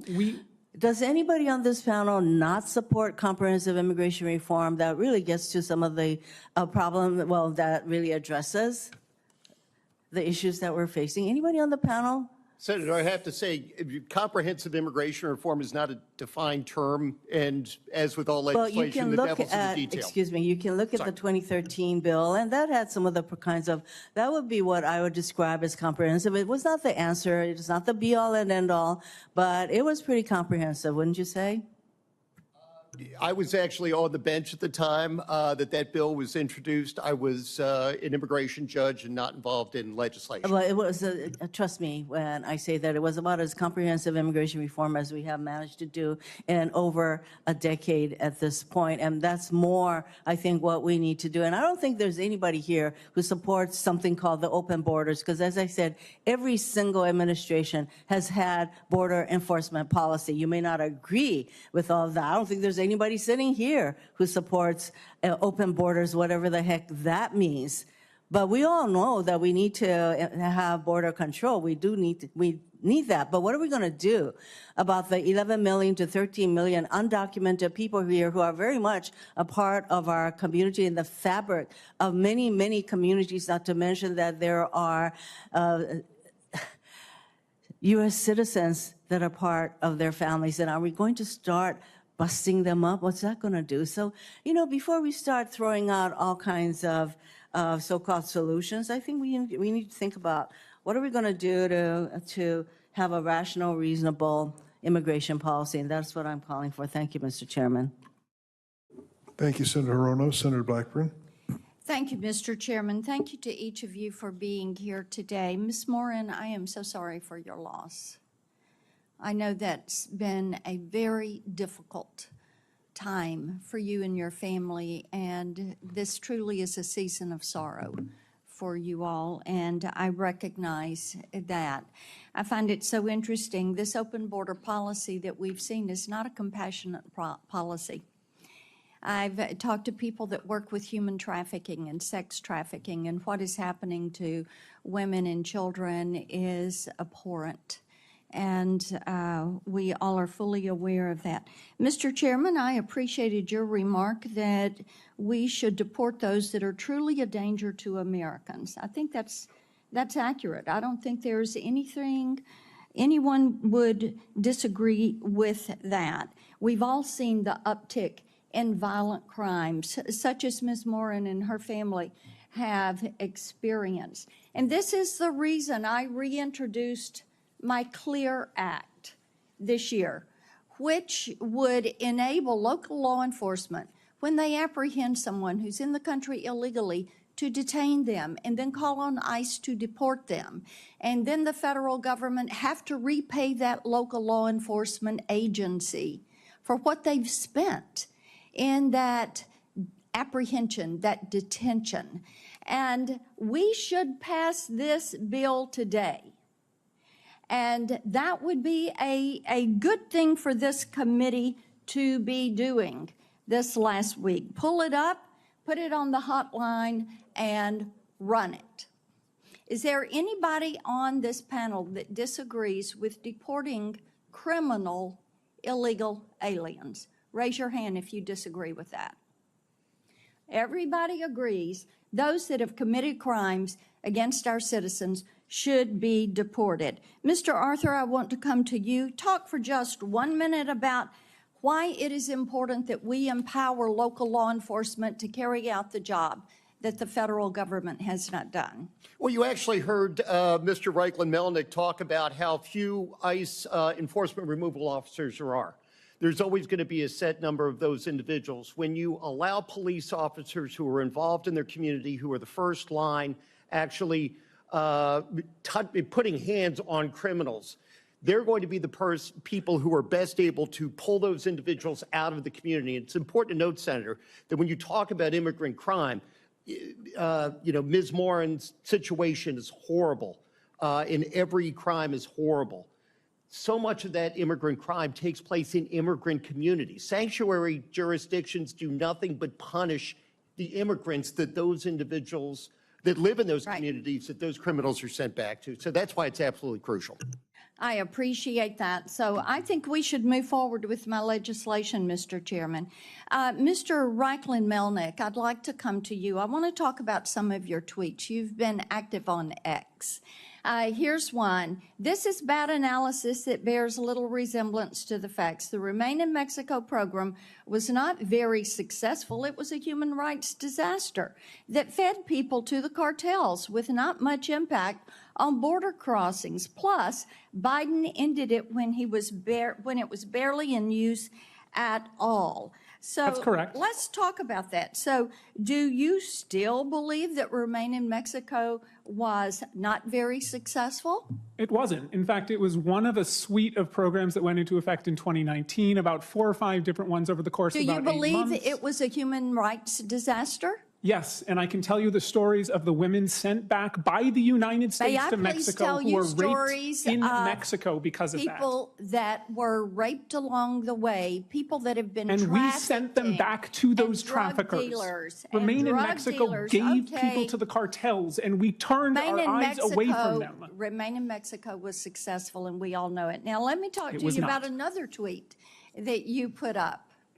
There are not 320,000 missing children. That's correct. That number is a false interpretation of a DHS OIG report that said that 32,000 people who entered as unaccompanied children from 2019 to 2023 were ordered deported for missing court, and ICE failed to file charging documents for 291,000 more. That's right. Now, that's an accurate description of the OIG report. This is a human rights disaster because what we have heard is the DHS Inspector General, and what they have testified is that they found 32,000 migrant children did not show up for their court date, and an additional 291,000 migrant children never received notices to appear. That's correct. That's what my tweet said. Is it your testimony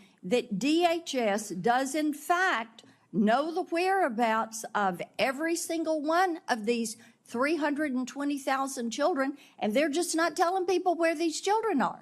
No, because that's not DHS's function here. It's also Office of Refugee Resettlement. It's it is not their job to go out and find every single people. It is DHS and ORR. I guess the broader point is somebody isn't missing if no one's looking for them. What we know is that through reports that have been made, reporting even the New York Times, many of these children are in abusive situations.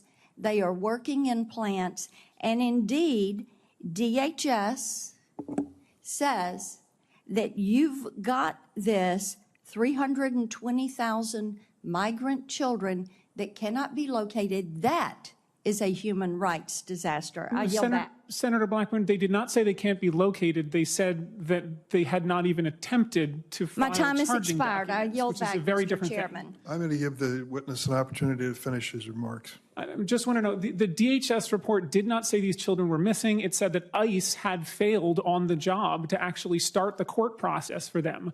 If ICE filed the court documents, many of those people would be living at the exact address that the ICE told them. It's just ICE has not filed the charging documents. It's not that they're missing. And of course, exploitation is very real, and we've called for more labor enforcement to ensure it doesn't happen. Senator Padilla. Thank you, Mr. Chair. And the fact that we're still discussing, debating the struggle to reconnect children who were separated from their parents more than 4 years ago today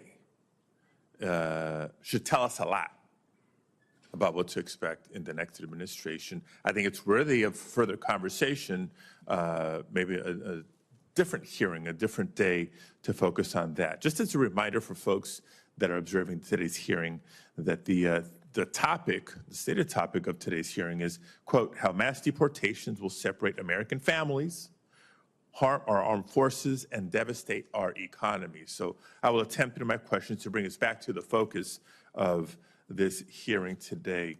But first, I wanted to point out a couple of notes that I've taken throughout the hearing. In hearing from my colleagues on the committee, the issues they've raised, the questions they've raised, to underscore a statement I made at the outset, which is how complex this conversation in this policy area is. And so it requires thoughtful and nuanced solutions. Senator Graham was talking about the numbers, and even questioned witnesses of would you be opposed to someone who has had their day in court, he said, and has been denied a further stay in the United States after having had their day in court. That sheds light on process, due process, often lack thereof, representation in the process, lack of representation in the process. I'm for a process and finality of a process, a finality, an answer, clarity about your future in a matter of weeks and months, not years and years, but that requires investment in the process by the federal government, in hearing officers, in immigration judges. So let's just lay that out if we're going to be genuine and serious about tackling the backlogs and the issues. Second, man, if I had a nickel for every time I heard fentanyl in this committee, serious problem, but irresponsible in how it's misportrayed so often in immigration conversations. Fentanyl needs to be addressed, fentanyl needs to be stopped. Its illegal importation needs to be tackled. But if we're going to do it thoughtfully and seriously, let's look at what the Customs and Border Protection Agency tells us. 80% of individuals who are prosecuted and convicted for bringing fentanyl into this country are United States citizens. Happy to share the link, folks. Happy to share the report. So if that's a concern, then let's address the heart of the concern and not just use it as a soundbite to further attack immigrants.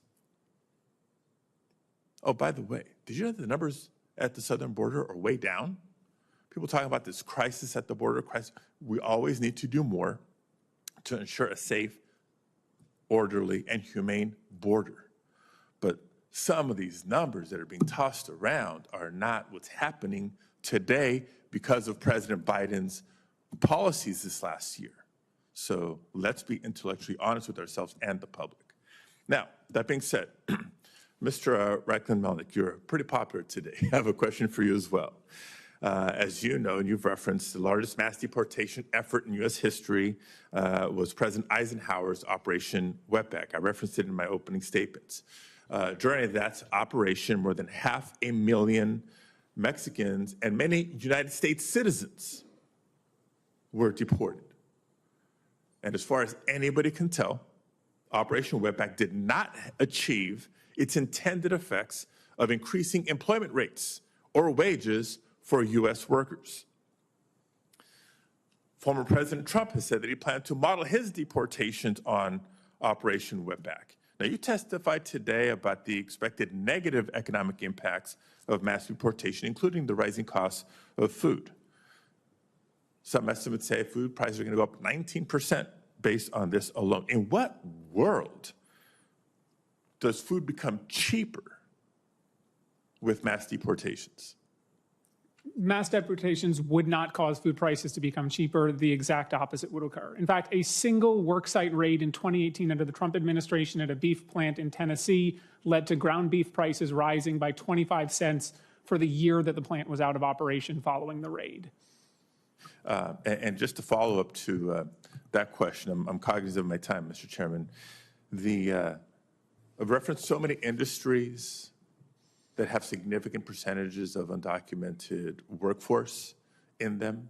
I think chief among them is the agricultural industry, not just nationally, but particularly in the state like California, the largest agricultural producing state in the nation, where estimates are well more than 75% of the workforce is undocumented. I hear from growers, as do all my colleagues, I hear from labor contractors, as do all my colleagues, about how easy it is for them to recruit United States citizens to do the work in the fields. And let me tell you how easy it is. It is not. There's a reason that the agricultural industry relies on immigrants, including so many undocumented immigrants, to help keep the food supply chain going, keep food on the tables of American families. And I invite my colleagues, if you want to get a taste of what it's like and the difficulties for the recruitment, to spend a day in the fields, like I did in 2022, picking radishes and parsley, like Senator Booker did in 2023. Happy to work with growers and farm workers to provide that opportunity for all of you. Follow-up question, Mr. Melnick. Just briefly describe to us what it would look like if the agricultural industry were suddenly to lose half of its workforce. I mean, if it was overnight, the U.S. food supply would crumble. Undocumented workers work across the agricultural sector, from picking crops in the field to meat processing to poultry processing to dairy to everything in between. And these are workers that without them, our food supply would drastically diminish. I'm not saying that there's no jobs Americans will do. Of course, that's not true. Americans have done those jobs in the past, but it could take decades before we got enough workers to replace the experience and the knowledge of some of these workers who have been doing the jobs for 20, 30 years. It is not something that can just be replaced overnight and will cause severe impact to the U.S. food supply. Thank you, Mr. Senator Chair. Padilla. Violent criminals, let's go after them. The vast majority of immigrants and undocumented immigrants who are contributing so much to this country, they deserve better. Thank you. Senator Tillis. Thank you, Mr. Chairman. I want to paint a picture of the crisis at the border and what the incoming administration has to deal with. Roughly 8 million people came into this country illegally from the outgoing administration's border policies. 8 million. Does anyone find that acceptable? I'm going to give you all a chance to answer that question shortly. The American people elected a new president in large part to secure the border and deport people who came illegally under their predecessor. So to my Democratic colleagues, how many illegal immigrants being deported by the new administration would you find objectionable? Mr. Melnick, I'll ask you, 1 million? I think 1 million would be a disaster. 2 million? Again, considering we're talking about law-abiding people who've been here for decades, I think that is enough that would have severe negative ramifications for the United States. 3 million? Same answer. 5 million? Same answer, even worse ramifications. Do you think it would be fair or moral to deport any illegal immigrants? Yes, I'm not a supporter of open borders, as I said before. Well, I'm kind of curious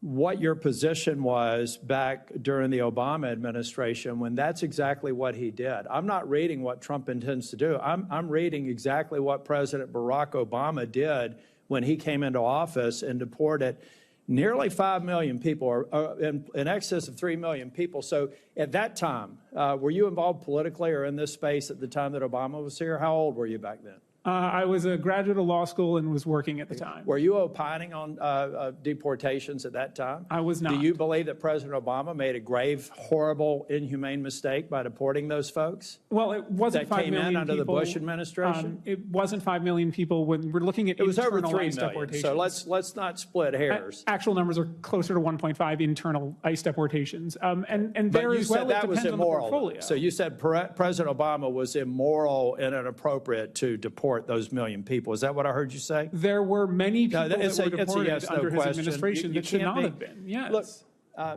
I don't normally get into these antagonistic sorts of discussions here, but it needs to be said because you just a month ago said at the turn of the century, Jim Crow was legal, lynchings were at their highest level in the U.S. history, women couldn't vote, the infant mortality rate was 165 per 1,000, and the average life expectancy was 47.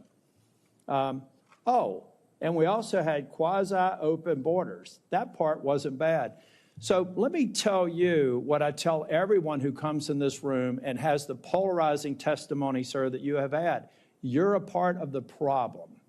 I'm a part of a group of people here who have said, as the president did incidentally on Sunday, he believes there should be a path for dreamers.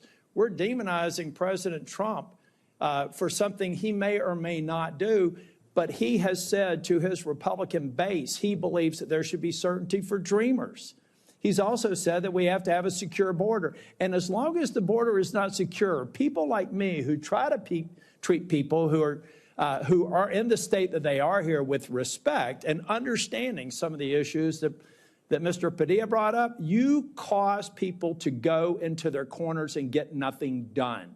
That is why Chair Durbin has not been able to fulfill the promise on dreamers every single year he's tried for the last 20, because people like you make it impossible to have let me finish, and then I'll let you speak as long as the chair wants to, have a rational discussion about it.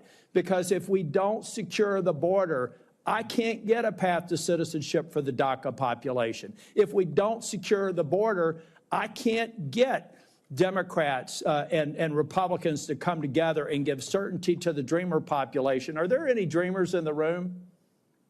Raise your hand if you are. All right. Well, this is a part of the problem, ladies and gentlemen. You have an incoming Republican president who just said as late as Sunday that he's prepared to give you certainty. But we have people here demonizing him for asking the reasonable question of, can't we all agree that we need to secure the border? So if you are sincerely, I don't know how you make your money.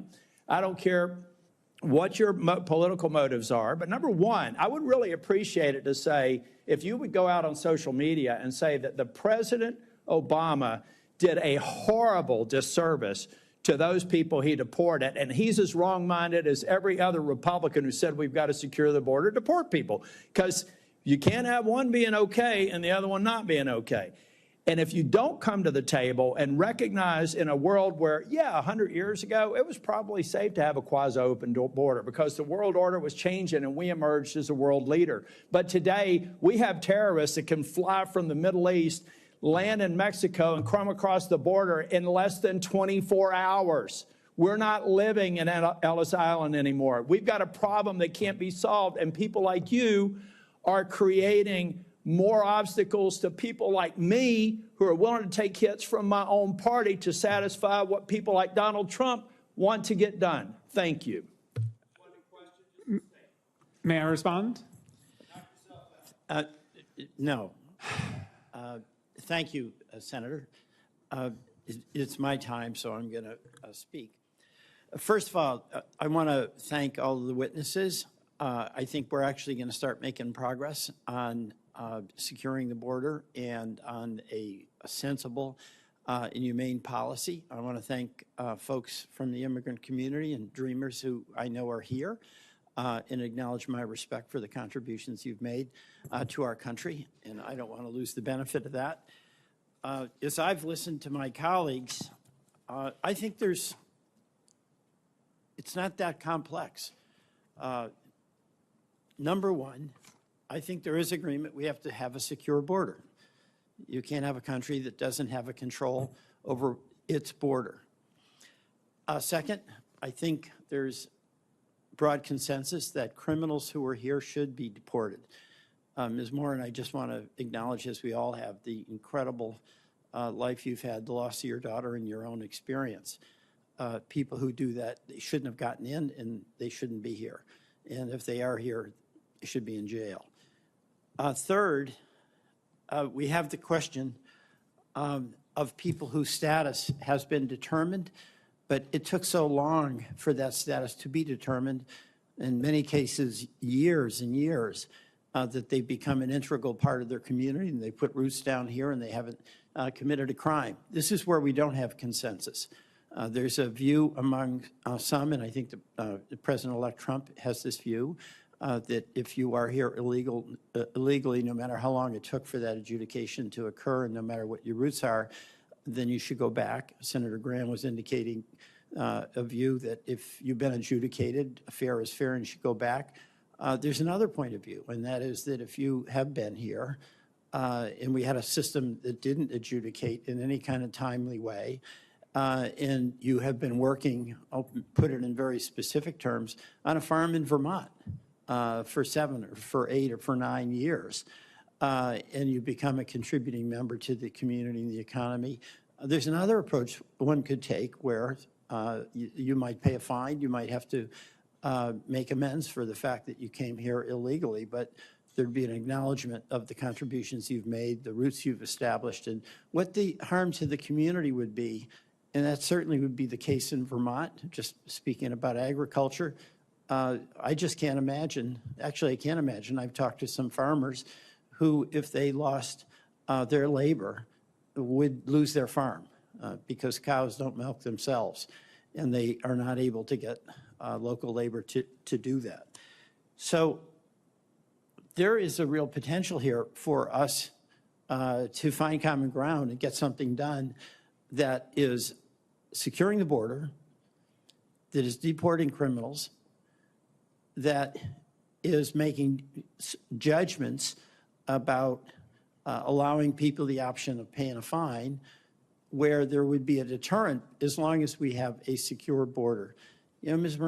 Morin, I just want to ask you, you've suffered so much, and I want to express to you my gratitude for your advocacy on behalf of others.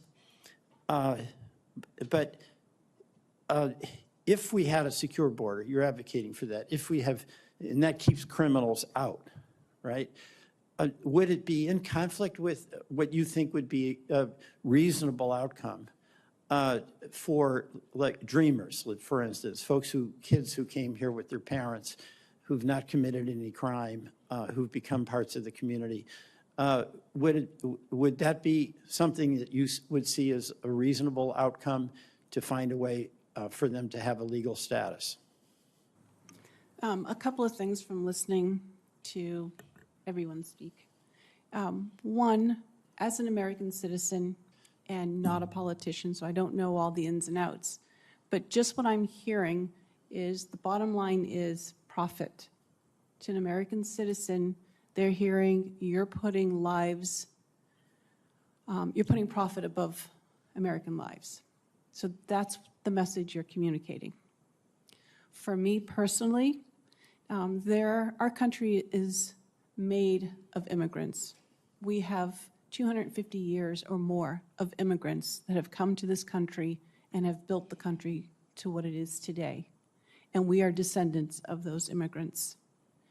The issue is having an open border that allows an invasion of people that compromises our national security because our borders, we don't have enough border agents to stem the flow of immigrants, but then also they bypass the law to speed up them coming in, and in doing so, they miss all the criminals that are coming into our country. So I think we need to put those laws back into place and to practice so we can catch them at the border. And then I think that we should work towards those that have come to the country. If it's illegal, the very word itself means unlawful. Mm-hmm.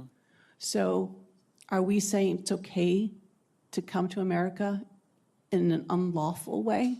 There has to be some kind of a line, a precedence of what is lawful and what isn't lawful. Well, I thank you for that. I mean, the heart of, at least as I hear what you're saying, is that we have to have a secure border in the first place. Yes. Yeah, well, thank you again. My time is up, and I'm going to, are you next? Polly? Senator from Missouri. Thank you, Mr. Chairman. Thanks to the witnesses for being here. I have to say, I'm kind of amazed that we're holding this hearing. To me, it's remarkable that the idea of actually, as you were just saying, Ms. Morin, the idea of enforcing our laws, protecting our border, securing our streets from criminals, it's amazing that that's controversial at all. And it says something a lot about the other side of the dais that we're having this hearing today. Let me just ask you, Mr. Reichlin Melnick, I mean, is it really such a bad idea to deport people like the criminal who killed this young man? This is Travis Wolf. He was 12 years old when he was killed. He was mowed down, and I do mean mowed down, in a car by an illegal immigrant, 12 years of age, walking along a sidewalk in my state of Missouri, mowed down by an illegal immigrant who I think also had a prior criminal record. Is it such a bad idea to deport the person who killed him? Any person who commits a heinous crime should suffer the consequences under the law. Good. What about Officer David Lee? Officer David Lee was killed in Missouri just a few months ago by another illegal immigrant, once again in a car, who used it as a lethal weapon to ram him and kill him. Is it so wrong, such a bad idea to deport the illegal immigrant who killed this good man? Again, any person who commits an awful act should face the full force of the law. And We've had never said multiple otherwise. stabbings in the state of Missouri at laundromats in O'Fallon, Missouri, where innocent civilians were going to do their laundry of an evening and were attacked with knives, slashed, bled, stomped upon. Should the illegals who did that, should they not be deported? No, as I said, if you commit an offense, you should face consequences. But the overwhelming majority of the 13 We've million had people officers here assaulted today in have Kansas not City on the committed other side any of the offenses. state who have been assaulted by illegal immigrants. One officer required over 100 stitches to the head, a police officer, earlier this year. Should the illegal immigrant who did that not be deported? Again, they should face the consequences of the law, but they are a very small minority of the population that President Trump is promising to deport. Well, let's talk 13 about the million rest people. of the people who you don't want to be deported. You said in an article that you wrote recently, new report shows devastating costs of mass deportation. You wrote this in October. Do you remember this piece? Yes, that is a summary of our report. That we published So in this October. piece, and it's also in your written testimony, you talk about how much the economy will lose if the United States actually enforces our immigration laws and deports folks who are here illegally. And I want to quote you now. You say some industries would be particularly hard hit, including construction, agriculture, and hospitality, which combined would lose more than 2.5 million workers. What's the argument here, that there aren't American workers who are available to do those jobs? No, and as I said previously, there likely are, but the issue is that And you don't want their wages to rise? I think that we want to pass a path to citizenship so we can have a level and fair playing field for every American. Why would you want American citizens and those who are here lawfully to have to compete against illegal immigrants who, by the way, are often paid not minimum wage, who are not given the federally mandated benefits precisely because they're here illegally? Why would you want to drive down the wages of millions of working Americans who can't get those jobs in construction, agriculture, and hospitality because illegal immigrants are getting them, suppressing wages in the meantime? Why would you want to do that? Well, if you've been here for my initial testimony, you know I don't want Oh, that. listen, I read your testimony word for word, and I've been watching it, and I know what the answer is. You don't actually care about working people because you're absolutely hell-bent on this ideological agenda of opening our border. You want to give everybody who's here a path to citizenship. You want blanket amnesty. You talk about mass deportations. That's your word, not Trump's. You want mass amnesty, right? It's right here in your testimony. We want a path to citizenship for people who pass a background check, who pay a fine. That's amnesty, who you just said there's millions of people, 13 million people. Right, 13 million people you want to dump into the labor force. They are already who will drive in the labor force, illegally. Senator. They're here, Yes. taking jobs So from let's American make it citizens. And so, legal and avoid perfect. So this. here's your plan. So just if you're wondering, America, here's the Democrats' plan.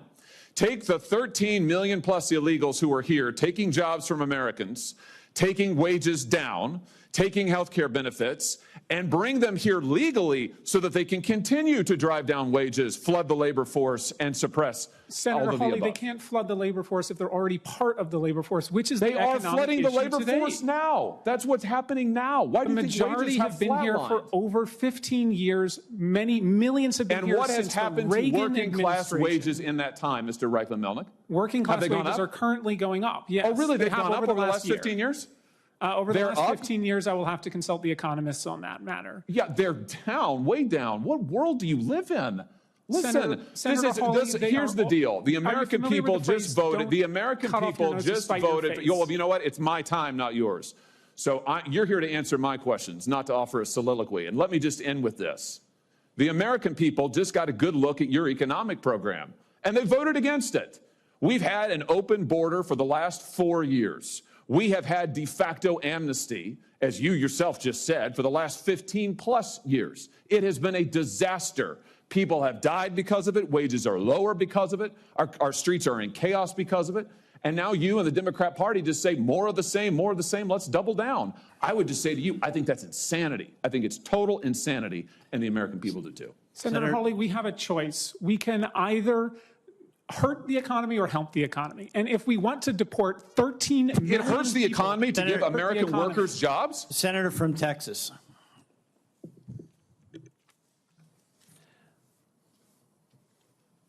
Elections have consequences. For the last 4 years, we have seen the most radical experiment in open borders this nation has ever seen. There are many reasons the American people showed up in overwhelming numbers to vote to re-elect Donald Trump, to elect a Republican majority in the Senate, to re-elect a Republican majority in the House, but there was no reason more front and center than the open borders of the last 4 years. And I have to say, I think there were a number of us wondering, did any of the Democrats in Congress learn anything from the election? And the existence of this hearing makes very clear the answer is no. We've seen 12 million people come into this country illegally under Joe Biden and Kamala Harris. My home state of Texas has seen more than any state in the country. There is a reason that the Rio Grande Valley, which has been Democrat for over 100 years, flipped red this election. Because when your home is invaded by more than 12 million people, it changes your voting patterns. Every single day, we have seen Americans murdered. We have seen women raped. We have seen children brutalized by criminal illegal aliens released deliberately by Joe Biden and Kamala Harris. The numbers are staggering. According to ICE, as of July 21st, 2024, nearly 650,000 criminal illegal aliens were currently on ICE's non-detained docket, which means they've been released. They're wandering around, they're free, and of those 650,000, 14,944 have been convicted of homicide. You want to know what mass deportation is? Those 14,944 better pack their bags right now. Because with a new administration, we're going to show up, we're going to arrest you, and we are going to deport you. 20,061 have been convicted of sexual assault. Now, I want you to ask of my Democrat colleagues, and it is striking that virtually none of them are here. That is reflected in their conduct because they are silent and putting their head in the sand as to the human tragedies. But what resident of what blue state says, you know what, America's better off with 20,000 rapists being released into this country? 105,146 have been convicted of assault. I would ask my Democrat colleagues if they were here, why the hell today does the Biden administration not go and arrest every one of these criminals and deport them? What rational world says America's better off with more criminals? And these are not just statistics. Ms. Morin, thank you for being here. The country grieves the loss of your daughter. Your daughter was beautiful. She was a mom who I know loved her kids. And she's not with us today. She was raped and murdered because this administration chose to release a violent criminal into America. Your daughter should still be alive.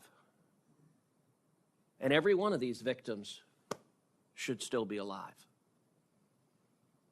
Laken Riley, a name that the Democrats on this committee can't bring themselves to utter, should still be alive.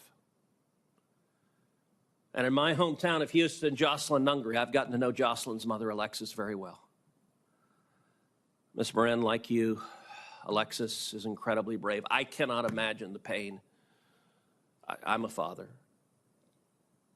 To lose your child, no parent should have to bury their child.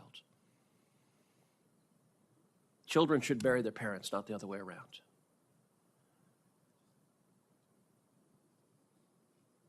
It is wrong what happened to you.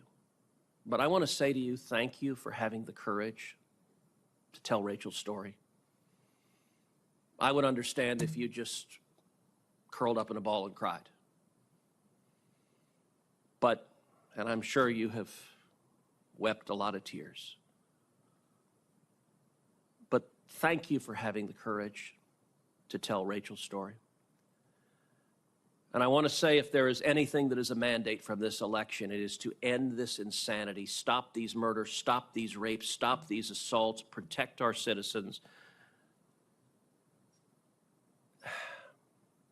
And Ms. Morin, I just want to give you the opportunity at the end of my questioning to share from your perspective why this matters, why we should stop releasing criminals into America. In order to prepare for this hearing, I was actually looking at statistics over the last couple of days. And most of the rape and murder statistics by illegal immigrants are actually against children. Yeah. And to me, that's astounding. I don't know how many people here have children or grandchildren, but can you imagine your 7, 8, 9-year-old daughter being forcibly raped by a stranger, sometimes multiple times? This is the culture, and I realize it's not all immigrants, but this is the culture that they come from, this kind of violence. They grow up in it in their countries. To them, it's just part of what they've known for their lives. But to bring that criminal culture into America, it's destroying our families. I know of women in my hometown that have come up to me because they know I'm Rachel's mom and say to me, some guy just ran up behind me and tried to pull me down to the ground, and if it wasn't for the fact that I could fight him off and run to a store to call the police, I might not be here. And in one incident, that man had attacked 7 other women. Wow. Why are we allowing this? And then the women and children that are raped, and because they're so ashamed of what's happened to them, how they've been so violated, they don't say anything. So the numbers are grossly underestimated, I believe, as far as the crimes that are happening in our country. Thank and you. I think we need to stop this. Thank you very much. Thank you very much. I appreciate all the witnesses appearing before the committee today. There are obviously many questions asked about the mass deportation proposal of the president-elect. As I said earlier, I listened carefully at the Meet the Press yesterday, and I believe the magnitude of that statement is growing in the mind of the president-elect. Mr. Melnick, you certainly allude to that in terms of the number of personnel and the cost to our nation. Bottom line still is we have no tolerance for keeping dangerous people here who've come to this country and asked to be made citizens. And we certainly have no interest in a policy that allows them to come across the border with impunity. But the mass deportation includes not only that possibility of stopping those people, but an impact on Mr. Turay and his family. I think most of us would agree that a man who's given his life to criminal prosecution is of value to us based on what Ms. Morin just mentioned. And I think we should go forward with that in mind. Let's be thoughtful and reflective and do things that make America safer and are consistent with our values. The hearing record will remain open for 1 week for additional materials to be submitted. And with that, the meeting of this committee stands adjourned.